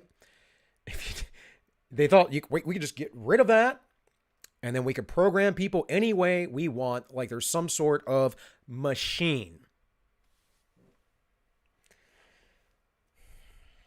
There's nothing humane about these beliefs, folks. It was never, and it will never be, any sort of utopia. It is only a process of evil and enslavement and murder, right? Nationalized industry and collectivized agriculture. But the results were disappointing, and Mao grew impatient. He became disillusioned with the Soviet model, and he thought he could improve upon it and bring communism overnight. He was truly a utopian thinker. And so that is when, in the late 1957, he launched what has been come to be called the Great Leap Forward. At the core of the Great Leap Forward was a new Chinese institution, the People's Communes, more than 23,000 of them, comprising more than 500 million people. By mobilizing the country's vast labor pool, Mao believed his experiment would catapult China ahead of the West in both agriculture and industry. But the country's frenzied commitment to the Great Leap Forward led only to impossibly high production quotas and inferior products. In one program, the government tried to speed up steel production by encouraging peasants to build backyard steel mills on communes across China. For raw materials, the peasants donated iron goods from their own homes, including woks and other cooking utensils. The steel produced was worthless. Mao also emphasized on agriculture production. One way he thought speeding up the agriculture. So I want that to sink in for a minute, folks. They took people's steel, like their cast iron woks and other utensils, and they melted them down to create worthless steel they could do nothing with. Before they had a value, and what they did was they took that value and absolutely destroyed it. Now, the raw steel, it's hard to say what that was, but I'm assuming that it was worthless because it was not done well, because there is a process to making steel alloys. There's a particular chemical composition and heating process and whatever else you have to go through to do that. I am not a metallurgist. I don't know how that works. I'm pretty sure these backwoods, if you would, Chinese people in their little communes in their backyard had no knowledge of that either. But what did they do? They did it anyways, and they destroyed whatever value those items had. Growth was to plant it more densely, and that's scientifically irrational, and that did not really increase the production. Very soon, in 1959, there was also some drought, flood, and sort of natural disaster, plus this human policy, and that became a killer combo. The peasants were forced to work long hours every day. They were totally exhausted by this. They weren't getting enough food to eat. They were literally, in some areas, starving. And it is estimated that this utopian idea led to the death of 30 to 40 million Chinese peasants. That is a very conservative estimate. It is probably closer to 100 million.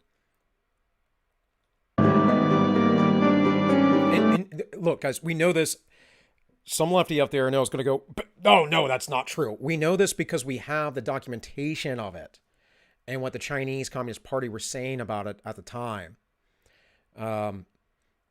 There's a lot that we know that has been uncovered since. Now, the Chinese people don't necessarily know this, but that's that idea of keeping the information in the hands of the government, of course, erasing their history and teaching them essentially that whatever the government says is the truth. And that's what we've been doing here in our culture and our society. And so we're on that knife's edge right now at any point where we just tip over into this state that both the Soviet Union and China went through. Of course, many other nations, South American, Central American nations went through this as well. And the reality is, it does not make anyone better off. It makes them worse. Lots of people die, of course. And it took the United States to come in with Nixon to basically talk. I don't know what happened, how exactly it occurred, but they talked with China to open up and to start being capitalistic. And the government used that to a great advantage. And in fact, it's in their plans because they feel humiliated for having been essentially been conquered and defeated for years prior to the Second World War, that they are going to come back with a vengeance upon the world. This is in their own documents, folks. I'm not making this up. I've covered this. I did a series a few weeks back on the 100-year plan of China. Now, I went in a lot of rabbit holes, as I always do, because I'm trying to give you guys a lot of information in a kind of a compressed time period so that you have some information you can go seek out on your own. I'm not going to sit here and elaborate on all of the little details of everything. One, that's boring as hell to anybody.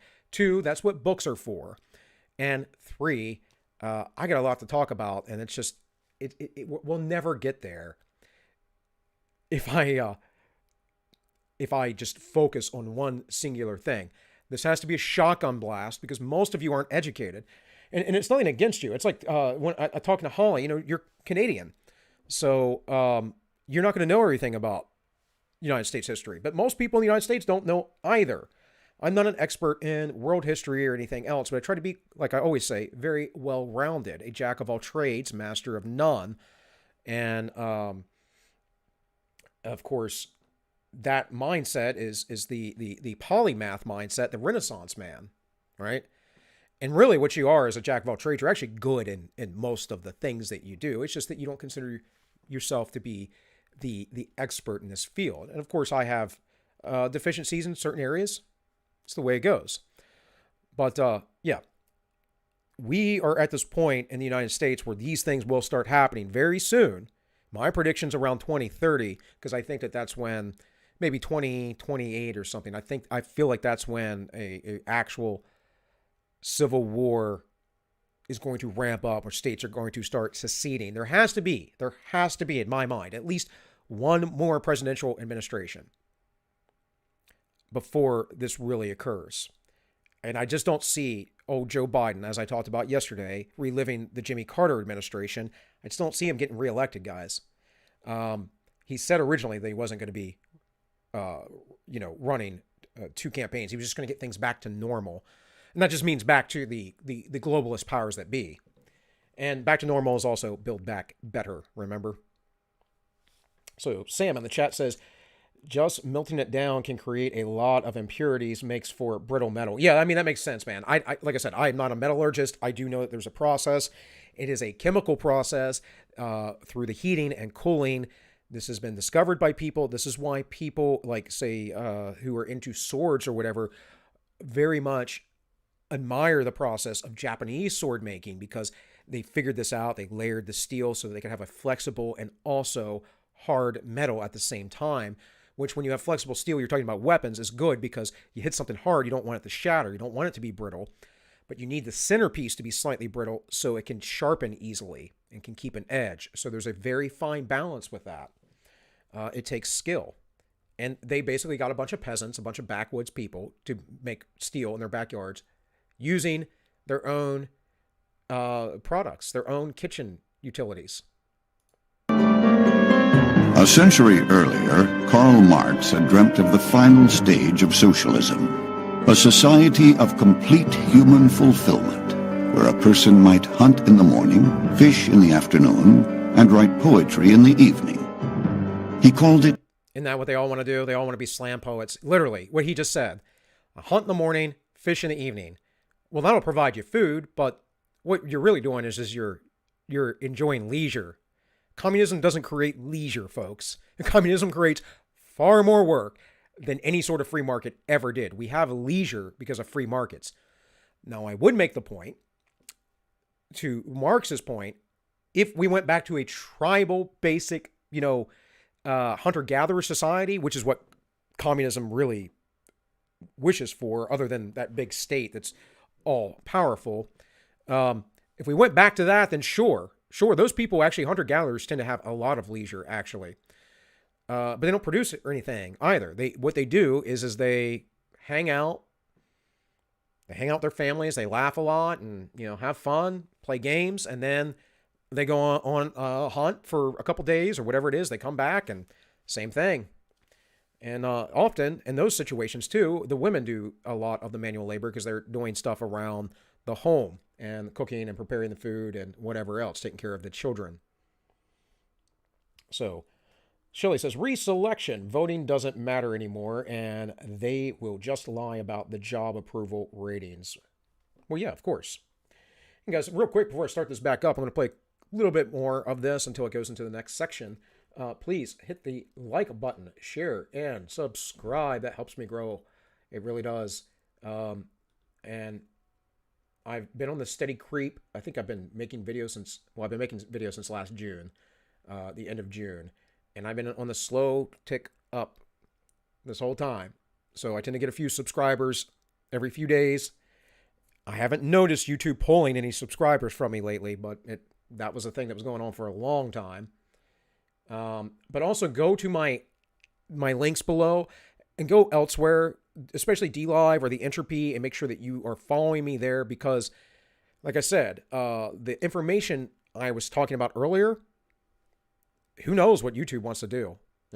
Kick me out of here, whatever. I might get a strike for 2 weeks. Yiz said something, or Holly said something about Yiz in the chat, and she's on a strike for a video she made a year ago. I have those videos in my catalog, guys. I could get it too again. So if I disappear, you'll know why. Now, I'll still be over on the Justify the Memes, and I'll let you guys know the other places on YouTube, a new channel, if you would, if something like that happened where I would be completely yeeted. But otherwise, go over to DLive and the Entropy. You can also, if you're so willing, you can go over there and make donations. I get it. If you can't, no big deal. But it does help me and my family out, and it will help out with things coming up in the future. And there is a subscribe star. So all that's in the description. But, do as you please. I'm not going to make you do anything. I'm not going to come to your house if you don't give me money. Communism. In Russia and China, the word had come to mean something very different. But communism was far from the only form of socialism to flourish after the war. All right. News section, a good place to leave it. So, guys, let's do a little of the Declaration. I didn't mean to spend the first hour and a half on all that other stuff, but I'm long-winded, so what did you expect? But I think we might be able to get through this today. Because we are further down. I didn't actually pull it to where we were at. Right here, this is the whole segment that was completely edited out from the original Declaration of Independence. This was completely edited out about the cruel use and force of slavery by the crown onto the colonies. So there was a clear idea that these people didn't want slavery in this nation. And like I told you yesterday, I think it might have just been Georgia. I should have looked it up. But I'm pretty sure it was one or two states in the South that kept from putting those things in. They couldn't agree upon it. In every stage of these oppressions, we have petitioned for redress in the most humble terms. Our repeated petitions have been answered by repeated injury. A prince whose character is thus marked by every act which may define a tyrant is unfit to be the ruler of a people who mean to be free. Future ages will scarce believe that the hardness of one man, adventured within the short compass of 12 years only, on so many acts of tyranny without a mask over the people fostered and fixed in principles of liberty. And what he means by without a mask, if you don't understand that, he's saying without even hiding it, without even trying to hide it. He's just doing this blatantly to us. And we're his subjects. Like, he doesn't care. He's like, let's just keep extracting the wealth. This is how the Americans felt to some degree. Now, if you go look back at the issues like taxes, they were nothing. Literally, I think the tea tax was 2 pennies. And I mean, that's like in today's money. It was like 2 pennies a year or something ridiculous. No, that was just used as an excuse. A lot of this was. I think what we could say about the founding of America is something as simple as this.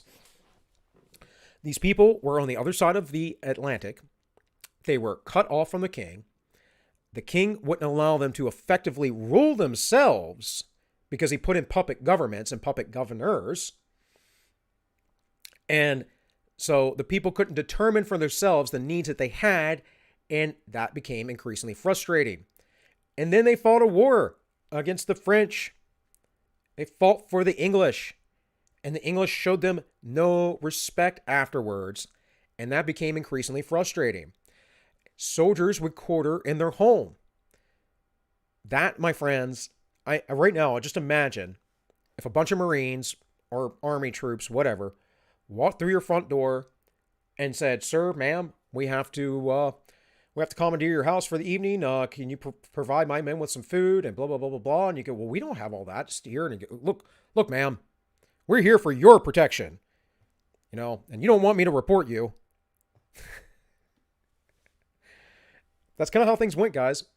So there was a lot of that. The delusion we have today is that, not that we weren't founded on Christian ideals, but the delusion that we have today is that this was a thing that people saw, that they wanted to create this brand new, great Christian government, and that wasn't really true. But this was at the height of, or the beginning of, I should say, whatever, however you want to put it, the Enlightenment. And so these ideas of classical liberalism and Christianity within the government, based on biblical principles, that was being implemented. But a lot of this, for the founders, like guys like Jefferson, who were very well read, very educated, very intelligent, they thought they also had an opportunity to make their own utopia, something that had never been done before in the world. And if you read certain authors, guys like Manly P. Hall, who is a honorary 33rd degree Mason and a renowned occultist, he will tell you that the secret beginnings of America's history, I believe that's the name of his book, really easy book to read, really interesting, fascinating book, by the way. He will tell you that they set out to create the new Atlantis, as Sir Francis Bacon wrote about. That the United States was to represent the new Atlantis, that we were going to become something more powerful than the Atlanteans were. But one of the things that we failed, truly failed, to understand, if that was the goal, was that the Atlantis was destroyed because of their corruption. That's the lesson. And if you've never delved into the Atlantean tale, maybe I'll have to bring it up here on stream here sometime in the future, because it's a fascinating tale on a utopian type society that basically becomes immoral and corrupted and therefore was destroyed. I don't know. Sounds familiar to me. It sounds like something that happens all the time.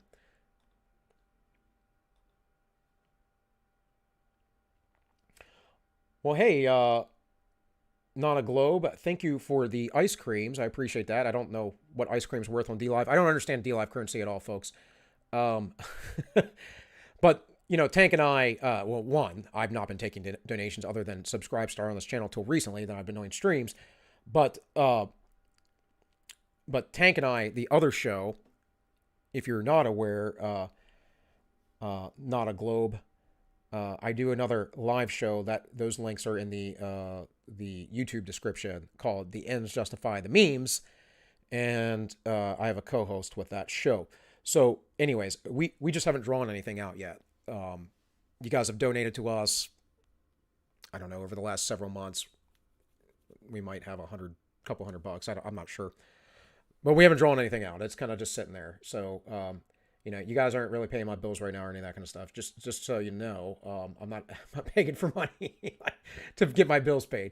But I do appreciate it, because I do try to work hard to bring you guys information.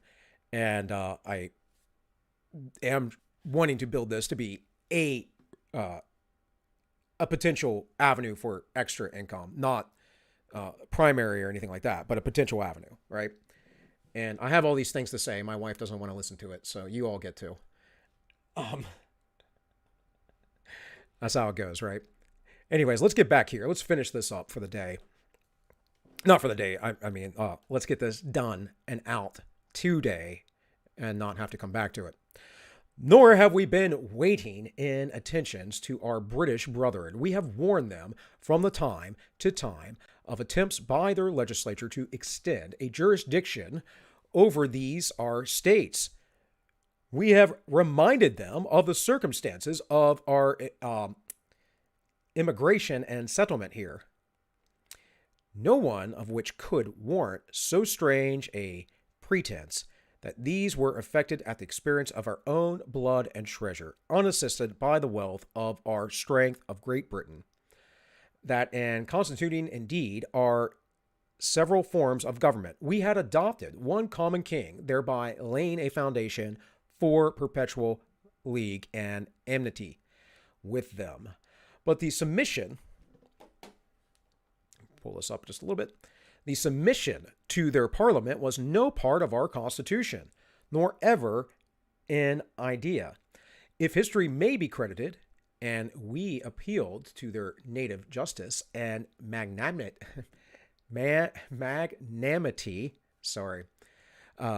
was also, as well as, same thing, to the to ties of our common kindred to disavow these usurpations, which were likely to interpret our correspondence and connection. They too have been deaf in the voice of their justice, of consanguinity. Guys, I know these words, but they're like, again, I've told you, it's beautiful language, but it becomes hard to read sometimes. And when you're dyslexic and big words, lots of letters, sometimes your brain's like, what's going on here? So apologies to you all. And when occasions have been given them by the regular course of their laws of removing from their councils the disturbers of our harmony, they have, by their free election, reestablished them in power. At this very time, too, they are permitted their chief magistrate to send over not only soldiers of our common blood, but Scotch and foreign mercenaries to invade and deluge us in blood. Man, us Scots, we must be bad dudes. Of course, I'm not Scottish anymore, but my ancestry is a part of that, of course. These facts have given the last stab to agonizing affection, and manly spirit bids us to renounce forever these unfeeling brethren. We must endeavor to forget our former love for them, and to hold them as we hold the rest of mankind, enemies and war, and peace friends. We might have been a free and a great people together, but a communication of grandeur and freedom is, it seems, is below their dignity. Be it so, since they will have it. The road to glory and happiness is open to us too. We will climb in the separate state, and acquiesce in the necessity which pronounces our everlasting adieu. We, therefore, the representatives of the United States of America, in General Congress assembled, do, in the name and by authority of the good people of these states, reject and renounce all allegiance and subjugation to the kings of Great Britain and all others who may hereafter claim by, through or under them. We utterly dissolve and break off all political connection which may have heretofore subsisted between us and the people or Parliament of Great Britain. And finally, we do not assert and declare these colonies to be free and independent states, and that as free and independent states, they shall hereafter have power to levy war, conclude peace, contract alliances, establish commerce, and to do all other acts and things which independent states may of right do. And for the support of this declaration, we mutually pledge to each other our lives, our fortunes, and our sacred honor. So that was it, guys. There's some footnotes here. But essentially what he's saying, this last large paragraph here where I kind of stumbled upon my words a little bit, was that, even the British Parliament isn't on their side, and they keep sending soldiers over there, and they're making war with us now, and people are dying over here, and so we reject it. We reject it. And part of reading this is where we need to go in the future. Because whether it is possible or not to break away within the United States, I don't think is questionable. It absolutely is. It's very possible. And you guys who have listened to me for a while,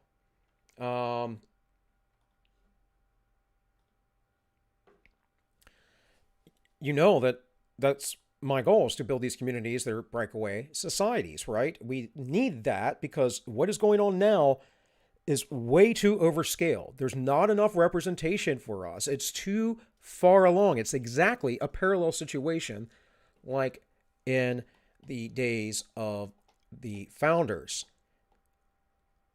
Like, we are in a very, very parallel situation, guys. If you think about it, do you have any real connection or say to your representatives? Now, I know the truth behind this because I've brought up the studies before. They don't represent us. They represent the special interests. In fact, Princeton did a study on this, and I forget the name of it, but I've covered it before. But you can look this up about the government listening and doing what the people say, and it's not ever going to happen. The only thing that they'll throw you a bone on is things like, gay marriage, right? That's the kind of stuff. Anything that's degenerate, I guess, or like, I don't care if you're gay, so that, take it how you would.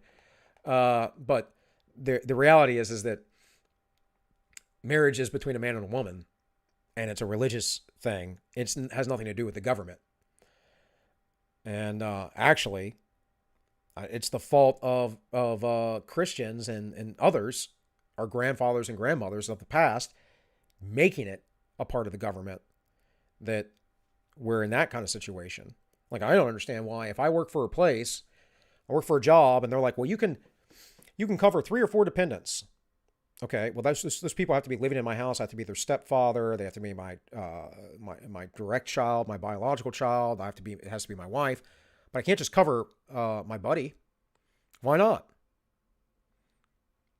Why can't I get insurance, pay for it, that covers 4 or 5 people, and I can just decide whoever those people are? Well, I tell you why not. Because the government started this insurance scheme thing that we do today. Everyone talks about healthcare. The whole point of the insurance getting into healthcare was to make healthcare expensive, so you would call for universal healthcare. It's true. It's what they did. They said, you don't need I mean, part of this was to hedge against inflation. Don't get me wrong. But because of that, inflation was going up. They're like, how do we control the medical market? How do we control these rising prices? I know. We'll tie insurance to people's jobs, which is utterly ridiculous. Causes a ton of problem. Eventually, sometime in the future, right, and they pass the Affordable Care Act, which makes everything completely unaffordable, except for the poor people who can get this care and do whatever they want. And trust me, guys, working in hospitals, you see this. You see people come in for the most ridiculous little things, and the government pays for it. You know what a hospital visit costs? I don't know what a hospital visit costs, but generally a couple $1,000s. I mean, if you got the sniffles and you go to the hospital, it's a couple $1,000s, guys. That's how it works with like ERs and all that stuff. And these people come in and they do that. They get released, whatever. They come back. They OD. We got to take care of them, get them back on their feet, whatever. And it's just this repeating cycle. It's the repeating cycle of giving, subsidizing, being a turd. And that's what we do. We subsidize turds in this country. That's what the welfare state is. That's what universal health care is. That's what all these things are. And you have to pay into it. You have to. You're forced to, or they will lock you away. Like I said, it's time to break away, folks. Time to get our own cultures and our own societies. Now, and we can do that. The United States is massive. I absolutely believe we can do that. Yeah, not a globe. The last paragraph sounds what Americans need to do today. Yeah, absolutely, man. That's what I'm saying. Sure, you typed that several minutes ago. So, more of us, but with today's technology, I may not matter how many of us there are than them. Well, here's the thing. The politics today are pushed by suburban housewives, primarily. That's just the reality. If you break down the demographics, it's suburban housewives vote for all the leftist policies. The people in the inner cities just vote for Democrats because they've been brainwashed into doing that. Kimberly Klacik found that out the hard way in Baltimore, and I think Kimberly's a pretty sharp girl. She may not be perfect, but I'd rather see her in Elijah Cummings' spot than whoever else was took that over. Whoever the congressman is now that's there, but he was a Democrat and he was a party Democrat, and things that she talked about with that is he never visited the people. He never did the hard work in the communities. But it's changing. It is changing. The Blexit has happened, so that's changing. If we could ever get these suburban housewives on board, or repeal the 19th or something, we might be doing a little bit better as a nation. Otherwise, though, the reality is that the nation is rather split down the middle. We could see that through the election. Of course, I don't know how 30 million new voters came about, because the registered voters that were left after Trump's numbers were like 50, and somehow Biden got like 80 million votes. So, that alone should raise hairs on anyone's neck. I mean, all of it should, right? All of it should. The mail-in ballots, all that stuff. But regardless, look, we can go out, we can buy property, we can buy big chunks of land, we can help each other out, we can stay connected. The technology helps with that. The reality is that what will probably happen is the states will begin to reject the federal government's rulings. And that's where the real tension will come in. A lot of people, and I know some of you live in Texas that watch the show, but a lot of people talk about Texas or Florida. I think I mentioned this last night. Texas and Florida are not the bastions of freedom that you think they are. Now, they are pretty free. But remember what was going on in Texas last year with the coup and people being arrested and their businesses being shut down and whatever else. Remember the judge taking the hairdresser lady and trying to put her in court, lock her up and everything else. That was in Texas, guys. The stuff in Florida, it's like I think I was talking about either last night on the show or last night here. I don't remember. You need to get a permit, like a license in Florida to own a gun. Now, it's easy to buy a gun, but you need to have that first. I don't need anything here in West Virginia. Now, we used to have concealed carry permits. They still have them if you're under 21. But once you're 21, man, it's constitutional carry in this state. And there's a lot of states like that. There are a lot of states that are still really, really free. And eventually, like I said, these states will stop listening to the federal government. I hope, honestly, the states start to break down into smaller states, because that would be better for the scaling problem and this representation issue. Right? But we'll see. We'll see how it goes. I don't think that we're all going to be hunted down because of the federal government's technology, though. Because the sheriffs are the last line of defense, generally in any county. And not a globe, but I get the sentiment that you're saying. But if you watch me more often, I talk about this quite a bit. We're just, like in my county right now, I'm in a 2A sanctuary county here in West Virginia. Like the county members, whatever the county council, they decided this was going to be a 2A sanctuary over in Maryland, the former county I lived in. And used to work for the sheriff there. Pretty sure the sheriff said that they weren't going to enforce anything against the Second Amendment. No. That's it's one of those things, because they enforce those laws all the time, because I used to work in the jail, and I know lots of prisoners who got busted for their Second Amendment rights, essentially, for carrying firearms because they were felons. Now, that's federal law. And there's nothing that allows you to get that right back. On the other hand, though, states will take your right to vote, but you can gain those back. How does that work? Like I said, we subsidize the turds. We let them speak too much. We give them all the power. But it's not because of the reasons that you might think. It's because the government knows that they can weaponize that, and they know that they can use those people to draw and bring down the rest of the system. They know they can cut out the middle class eventually by doing this. And so it's just a slow, slow creep. It's the boiling frog, if you would. All right, let me run around here. Everybody's starting to drop out on me.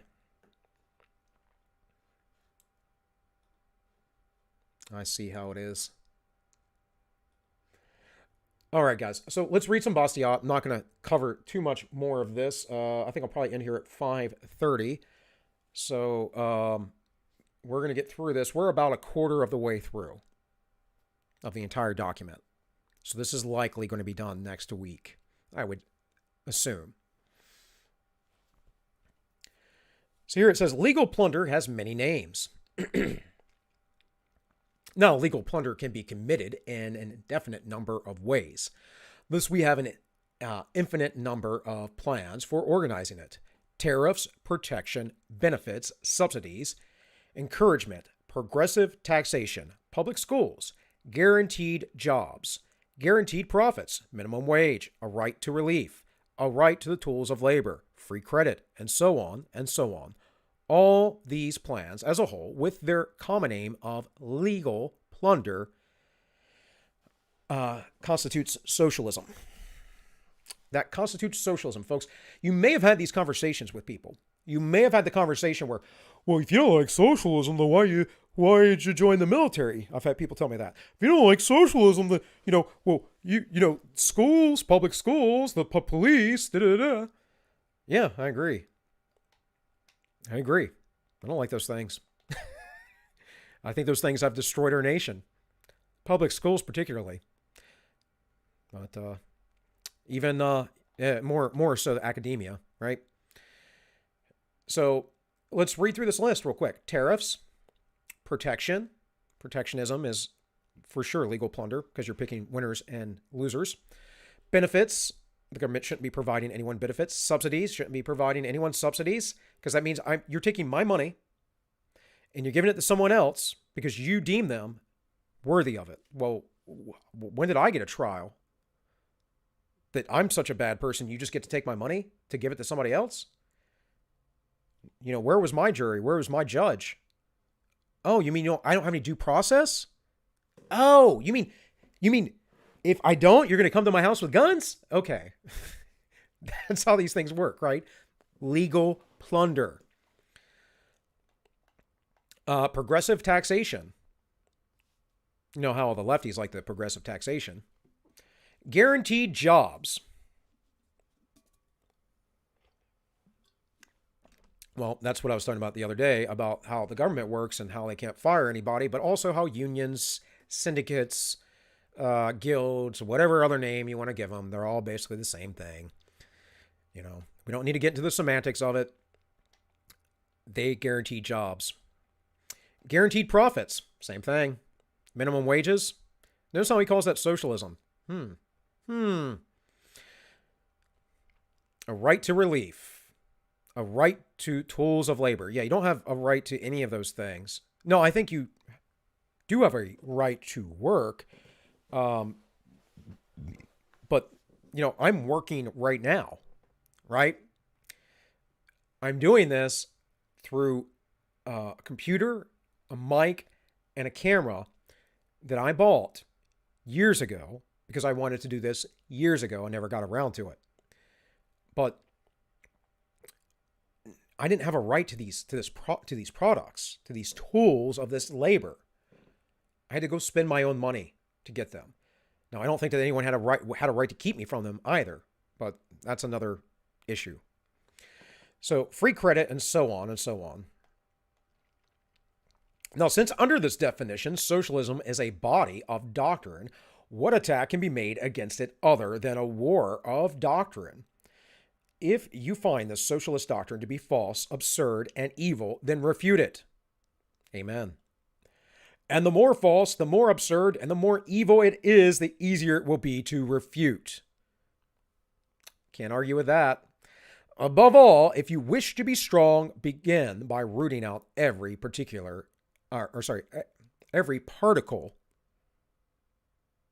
of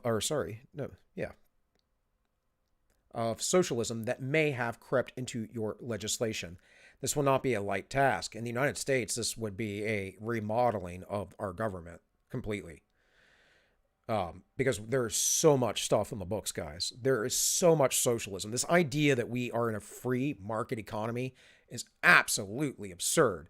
We're in a mostly free market, but you cannot have a free market economy when you have a centralized bank or the IRS who will take you away because you didn't pay enough taxes. I'm pretty sure right now, if you hadn't noticed, Nick Cage is doing movie after movie after movie because he had some tax problems back in the day. And that's why Nicolas Cage, who was once a somewhat revered actor, is now making B movies out the wazoo. I think that was his issue. We know Wesley Snipes had an issue with taxes.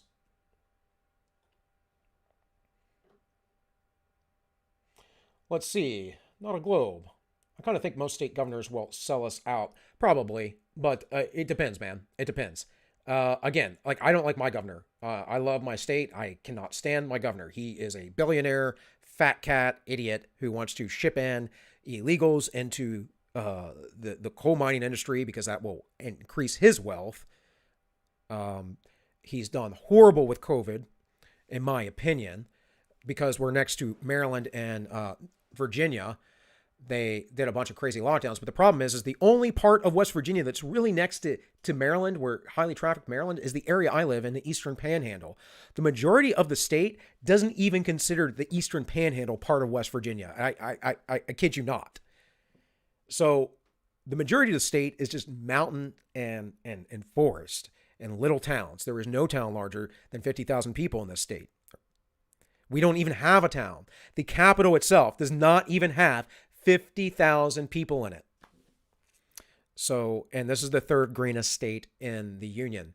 So I think we'll be all right here, and I'm going to stay here. It says, yes, there was always a way to look into state citizens over U.S., and I'm not sure what you're talking about there. It's something I already said. Start with Social Security. Yeah, man. Yeah, Social Security would be a great one.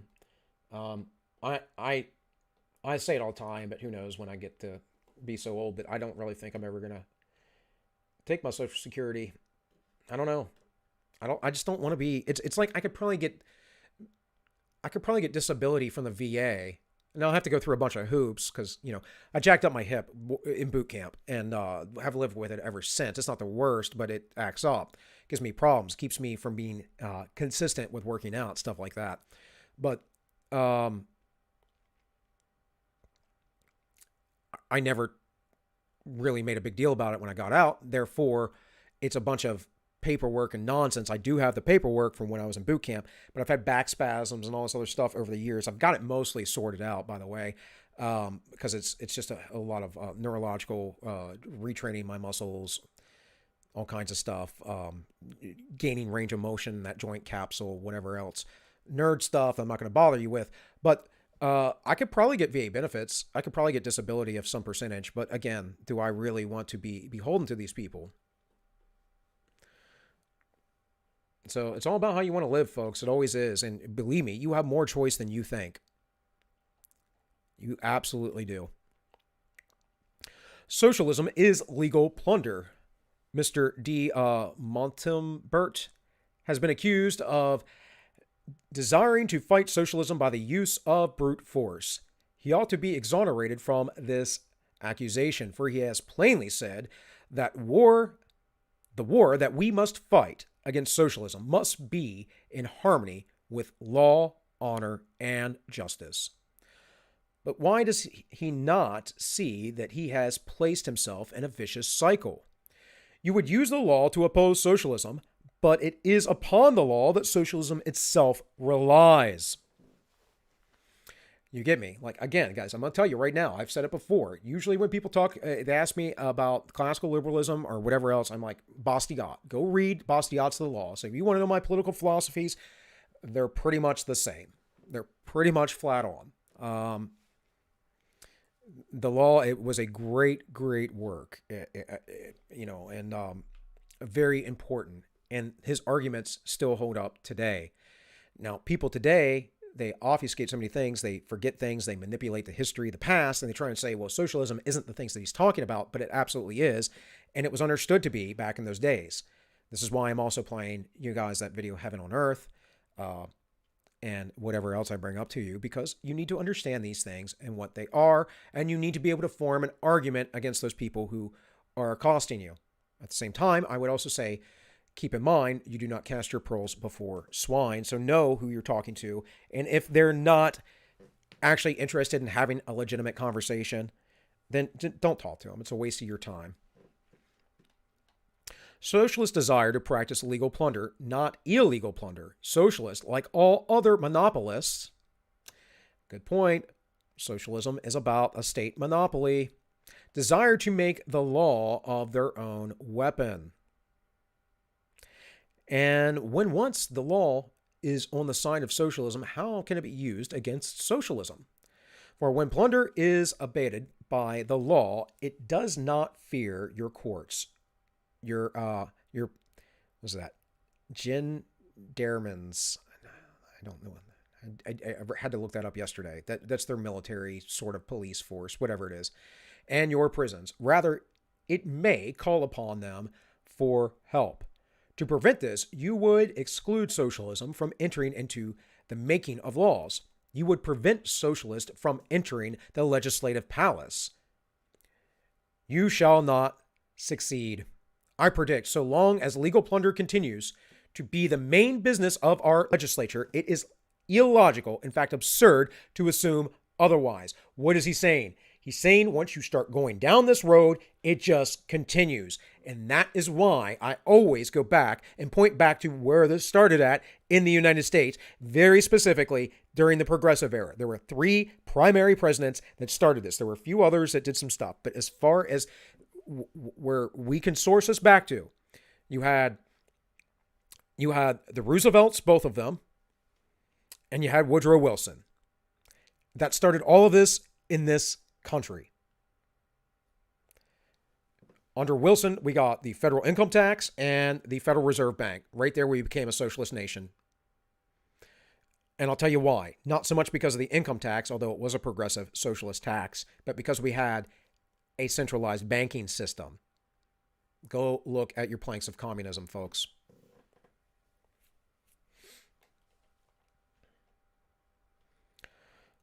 This question of legal plunder must be settled once and for all, and there are only 3 ways to settle it. The few plunder the many. Everybody plunders everybody. Nobody plunders anybody. Let me read that again. This question of legal plunder must be settled once and for all, and there are only 3 ways to settle it. The few plunder the many. That's the system we live in. Everybody plunders everybody. That's also the system that we live in. But not really, not fully. And nobody plunders anybody. And that's the furthest thing away from the system we live in. And I don't want to be, I would like to be in that system where nobody is plundering anybody. By the way, folks, on this and on the United States turning into a socialist nation, I do want to bring up the address from Davy Crockett to a war widow and well, it wasn't to him, it was to the Congress, and how that they couldn't appropriate funds to a war widow because it was unconstitutional. So maybe we'll look into that a little bit tomorrow. When I close down here, I'll get it pulled up. We must make our choice among limited plunder, universal plunder, and no plunder. The law can follow only one of these 3. Limited legal plunder. This system prevailed when the right to vote was restricted. One would turn back to this system to prevent the invasion of socialism. And this would probably best be represented in some sort of monarchy. Universal legal plunder. We have been threatened with this system since the franchise was made universal. That is the right to vote, because that's what people do. They know that the coffers have money and they want to enrich themselves. This is why I rile up against the Federal Reserve Bank so much. In fact, that's another thing I want to read. I think I can get it online for free. I'd like to read In the Fed on here with you guys. Go through it nice and diligently. It's not a very hard read. It's all Ron Paul's books are rather easy to read, but it gets into how it creates corruption because it creates this legal plunder. The inflation system, the centralized bank, is an entire system of legal plunder. No legal plunder. This is the principle of justice, peace, order, stability, harmony, and logic. Until the day of my death, I shall proclaim this principle with all the forces of my lungs, which, alas, is all too inadequate. The proper function of the law, and in all sincerity, can anything more than the absence of plunder be required of the law? Can the law, which necessarily requires the use of force, rationally be used for anything except protecting the rights of everyone? I defy anyone to extend it beyond this purpose without perverting it at all, consequently turning might against right. This is the most fatal and most illogical social perversion that can possibly be imagined. It must be admitted that the true solution, so long searched for in an area of social relationships, is contained in these simple words: law is organized justice. Yes, it is. It should be, but it's not anymore.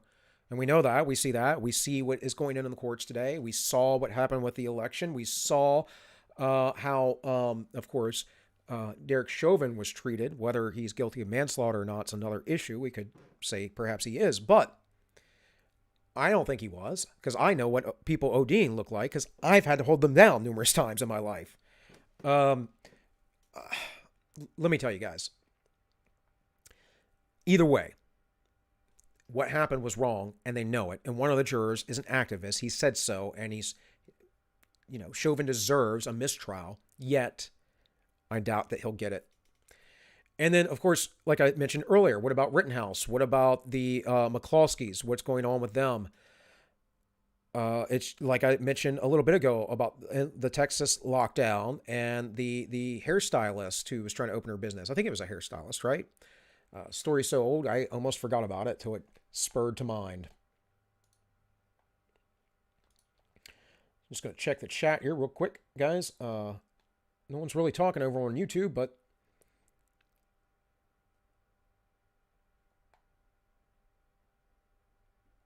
okay, nothing on DLive either. No worries. All right, guys, I'm going to finish this last little paragraph here, the proper function of law. And then I'm probably going to cut out. But I will be back tomorrow at 3 p.m. Eastern. So here it says, and in all sincerity I just read that, right? This is the most fatal and most illogical social perversion that can possibly be imagined. I wanted to bring up. He talks about might makes right. Turning might against right. Now, I say this a lot. And guys, trust me, I don't sit around and read Bastiat's law all the time. But I know what I believe. I know how to defend what I believe, and I know what is true and good in this world. And when you focus on those things, you'll come to the same conclusions. It's the bottom line, as far as I'm concerned. Now, this must be said, when justice is organized by law, that is, by force, this excludes the idea of using law, force, to organize any human activity, whatever. Whether it be labor, charity, agriculture, commerce, industry, education, art, or religion, the organization by law of any one of these would inevitably destroy the essential organizational justice. For truly, how can we imagine force being used against the liberty of citizens without it also being used against justice, and thus acting against its proper purpose? And that's, again, the argument. How can we, if the purpose of the law is to create a system of justice so people are protected in their rights, how can we use the law then to get involved in all of these other things and still provide justice? We can't. It's why our society is broken. And folks, your grandparents did it. Your grandparents did it. Your great-grandparents, some of you I know are younger and older. Well, I see that you're still here, Sam and Shelly. I appreciate that. I know I have at least a couple people watching because the stream will show me that, but it doesn't necessarily show me it like correctly, if you would. I want you to think about that. Do some homework. When I used to train people in Russian martial arts, I would always tell them, because I could only, for my schedule, my job and whatever else, I could only train one day a week. That and the dojo space I rented, it was all I could really afford. So I would train them for about 2 hours, one day a week, and give them as much as I possibly could.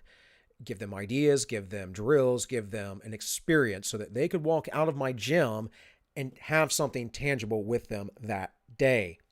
And I always stress to them, you need to do your homework. All of you.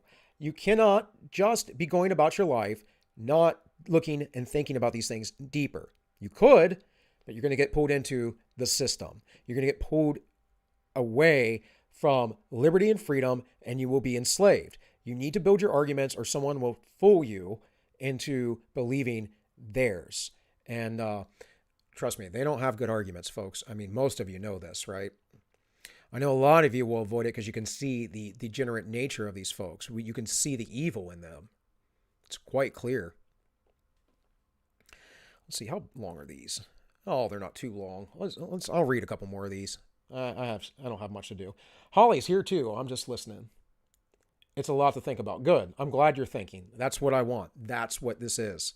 That's what my stream is. It is me showing you guys as much stuff as I can absorb and know and speak about, and how we can build strong societies. Go look at my YouTube description.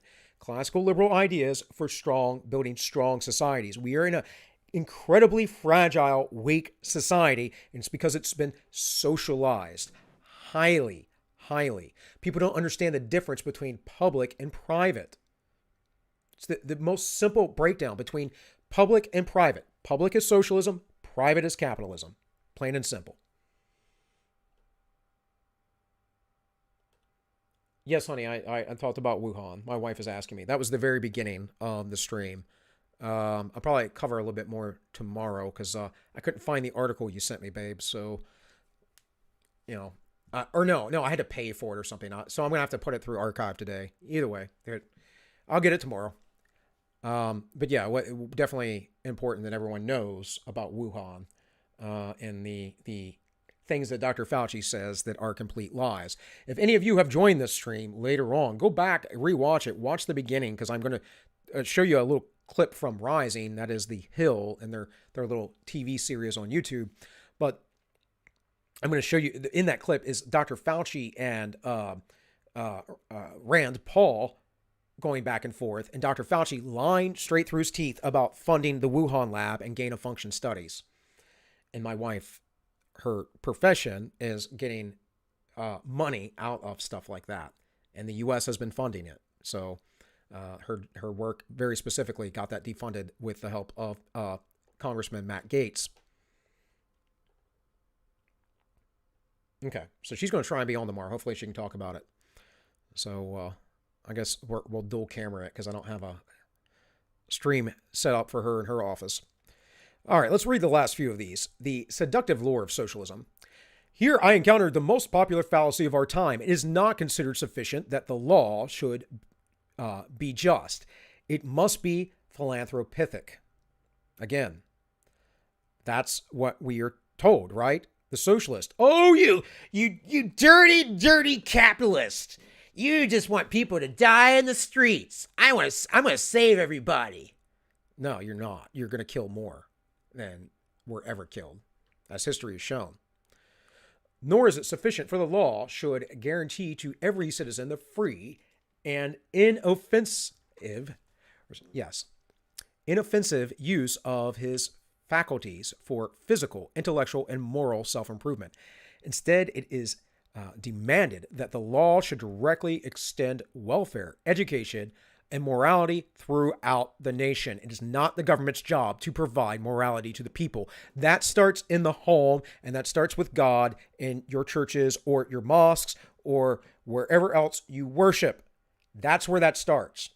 The government has no right to dictate to you morality. And if you believe that morality comes from the government, then how do you explain the horrible mass murders that happened throughout the 20th century by the hands of governmental agencies? This is the seductive lure of socialism. And I repeat it again, these two uses of the law are in direct contradiction to each other. We must choose between them. A citizen at the time to be free and not free. Enforced fraternity destroys liberty.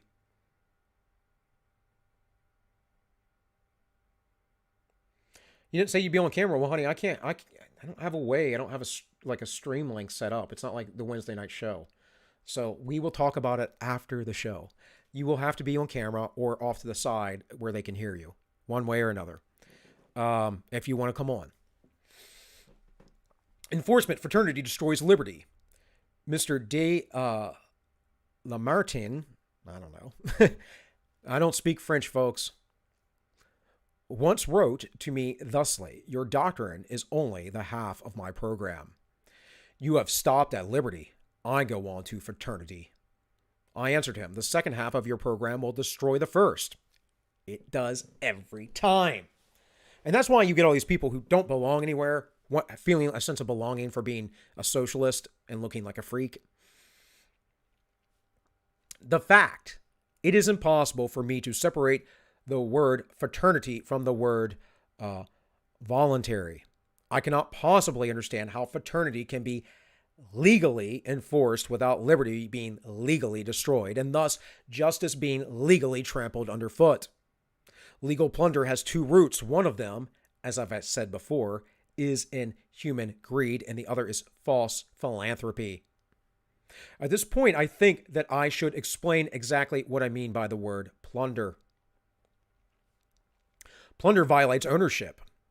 I do not, as is often done, use the word in any vague, uncertain, approximate, or metaphorical sense. I use it in the scientifically accepted as expressing the idea opposite to the poverty, wages, land, money, and whatever else.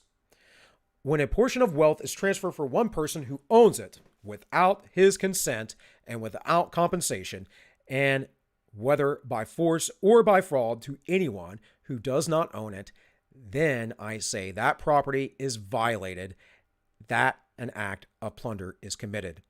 Let me read that again. Without his consent, a person who owns it, whenever their property, their wealth is transferred, without his consent, without trial by jury or any of those other things, by legislative order or the king's edict or whatever it might be, then that is plunder. Pretty simple, right? I say that this act is exactly what the law is supposed to suppress, of course, because it's covetousness. It violates God's law, so I know it's evil. It's pretty simple for me. Now, don't get me wrong, I understand why God makes those laws now. I did not when I was younger. And all of my children will have a better understanding of that. But that takes, a willingness to want to understand how the world actually works, how people think, human nature, all these other things I'm very curious about that I'm trying to express to you. All right, I'm going to read the rest of this and then I'm going to cut out of here, guys. I say that this act is exactly what the law is supposed to suppress. Always and everywhere. When the law itself commits this act that it is supposed to suppress, I say that plunder is still committed. And I add that from the point of view of society and welfare, this aggression against rights is even worse. In this case of legal plunder, however, the person who receives the benefit is not responsible for the act of plundering. The responsibility for this legal plunder rests with the law, the legislator, and society itself. Therein lies the political danger. And that's right. You rob one person to give it to another, and you call that justice. And I know a lot of people who say this, and these are kind of the arguments that you have to make originally, like with people who are of this mindset. I mean lefties. Not all lefties are full-on socialists, but they believe in the welfare state. They don't understand that they believe in socialism. That's what the welfare state is, guys. And like I said earlier, you're just subsidizing turds. You really are. You're subsidizing piece of crap human beings. People who don't live life because they don't need to. I mentioned the other day about I used to live to work. No, not purposefully. I had to. But you should work to live. Those folks don't do anything. They live to just exist. And their existence is doing nothing but sucking money from you and the system. And then people go, oh, but that's so cruel to take their money away. They can't do this. They can't do that. No, they choose not to. Just like I'm choosing not to go work for anyone else right now. I freely admit that. I am so transparent with you guys about that. Like, why would I want to go work for some jerk again that's going to violate my morals anymore? I said it last night on the stream. I told Holly, I said, I'll go live in a ditch. I'll go be homeless if I have to. But that's where I'm at in my life. Not everyone is there, right? I don't expect you guys to be as passionate about your beliefs as I am. I didn't always live this way. I wasn't always like this per se. It took me a long time to come into my manhood and my masculinity and to be that hard-nosed about something, right? Not that I can't be about other things, but still. It is to be regretted that the word plunder is offensive. I have tried in vain to find it inoffensive, or an inoffensive word, for I would not at any time, especially now, wish to add an irritating word to our dissensions. Thus, whether I am believed or not, I declare that I do not mean to attack the intentions or the morality of anybody. Well, I do. Coveting someone's stuff is evil. And again, that's where you need to start. And if they go, well, but you have so much, why can't I have some? You say, I would freely give it to you. Right? And I would. If I have something, man, I will give you the shirt on my back if need be. I really would. But I don't want you taking it from me. There's a difference there. You requesting aid is not the same as coming to me, sticking a gun in my face, or actually getting someone else to stick a gun in my face and say, I'm going to take your stuff that you worked hard for, that you earned, that you basically cultivated throughout whatever period of your life. I'm going to take it. It's mine because I don't have as much as you do.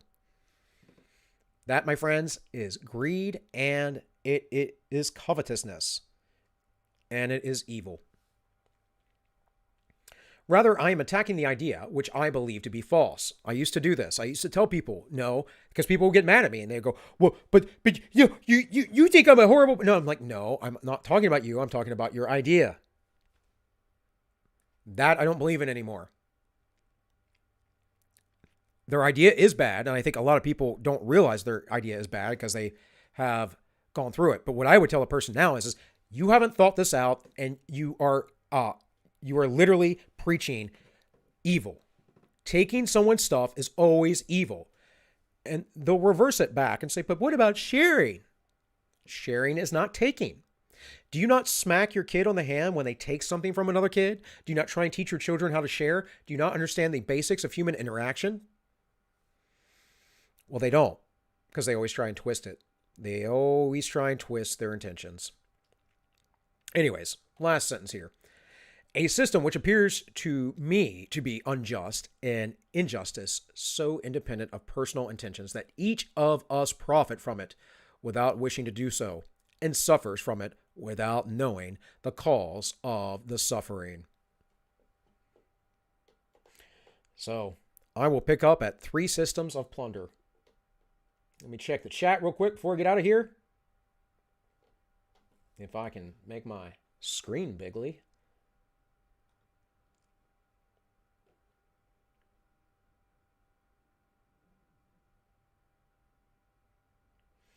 I could stream at a lower bit rate, not a globe, if I was a tech guy. But I'm not a tech guy, so you're throwing this together. You're watching this on DLive, though. I'm pretty sure the stream is really smooth over on Entropy. And because it's basically mirroring YouTube. And I'm pretty sure it's pretty smooth on YouTube, unless someone wants to tell me in the chat that it's not.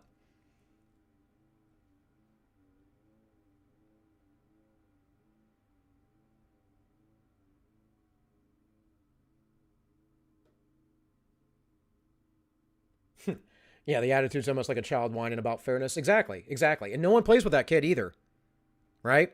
We all know that kid. I know you would know this, Holly, because Peterson, I know you're a fan of Peterson, and Peterson talks about this.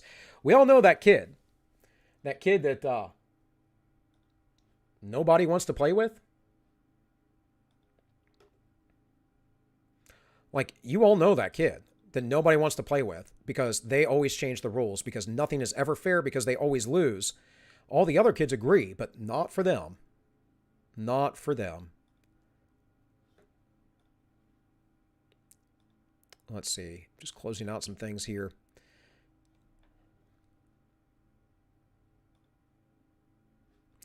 Oh, last night, by the way, I meant to mention, Holly, this is for you specifically, or anyone who was watching in the show last night over on the It's Justify the Memes. I mentioned another group, and I couldn't think of it off the top of my head of people who were being organ harvested in China, and that is the Falun Gong. I will bring that up real quick for you. I want to cover this here soon. This is a report all the way back from January 2007. Now, if you've never heard of them, cool, because I never did either until just a few days ago and looked into it. I know all very, very much about the Uyghurs. I would suggest that the Uyghurs are probably getting attention because they're Muslims. But this group is hunted down by the Chinese. They seem to be extremely healthy, and they like them because their organs are because these people are really healthy. Their organs are really good. So we'll cover some of this here in the future. Now, this is 242 pages, so probably not the whole thing, right? But I do want you to know some of the stuff in here, and so that you know some of the horrible things that are going on in China under their very, very wonderful system of communism or fascism, whatever it might be.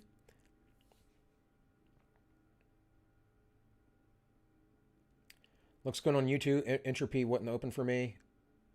Entropy's weird sometimes. I don't know. You doing it on your phone, honey? Because, I don't know. I have it up just fine.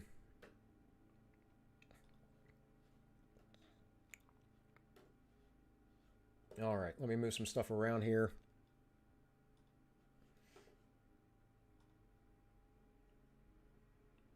Epic Times talked about them.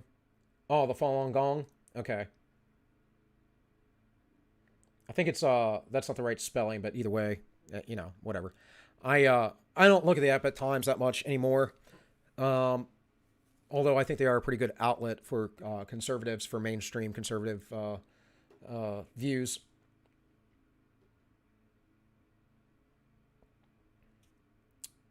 All right, nothing left in a DLive. Yeah, sorry, not a Globe. Like I said, the bitrate thing, man, you're just gonna have to go elsewhere because I don't know. I could potentially run this through my graphics card, but I don't know how or what the load will be on it. So, and that's some setting stuff that I found out while I was trying to figure out how to run a stream, which I've only been running a stream on this channel by myself for like, what, 2.5 weeks now or something like that. So, and it's easier for me right now because there's stuff to do around my house because my wife is very, very pregnant, which perhaps you'll see tomorrow, perhaps, if she's on camera. So anyways, guys, that's all I have for you. I will be back tomorrow at 3 p.m. Eastern. Look, I went almost a full 3 hours today. It's unbelievable. Unbelievable. But hey, guys, appreciate it. Appreciate you all being around. Thank you for the donations, those of you that gave. I haven't seen Val today, but thanks, Val, once again. If you come back to this later, that is old Val Jean. Val the Jean. Thank you very much for the DLive money, whatever that ends up being. So, and the rest of you, hey, I hope I get to see you tomorrow, talk to you tomorrow, and we'll keep having our little conversations here. So with all that said, this has been All Minus One. My name is Bill, and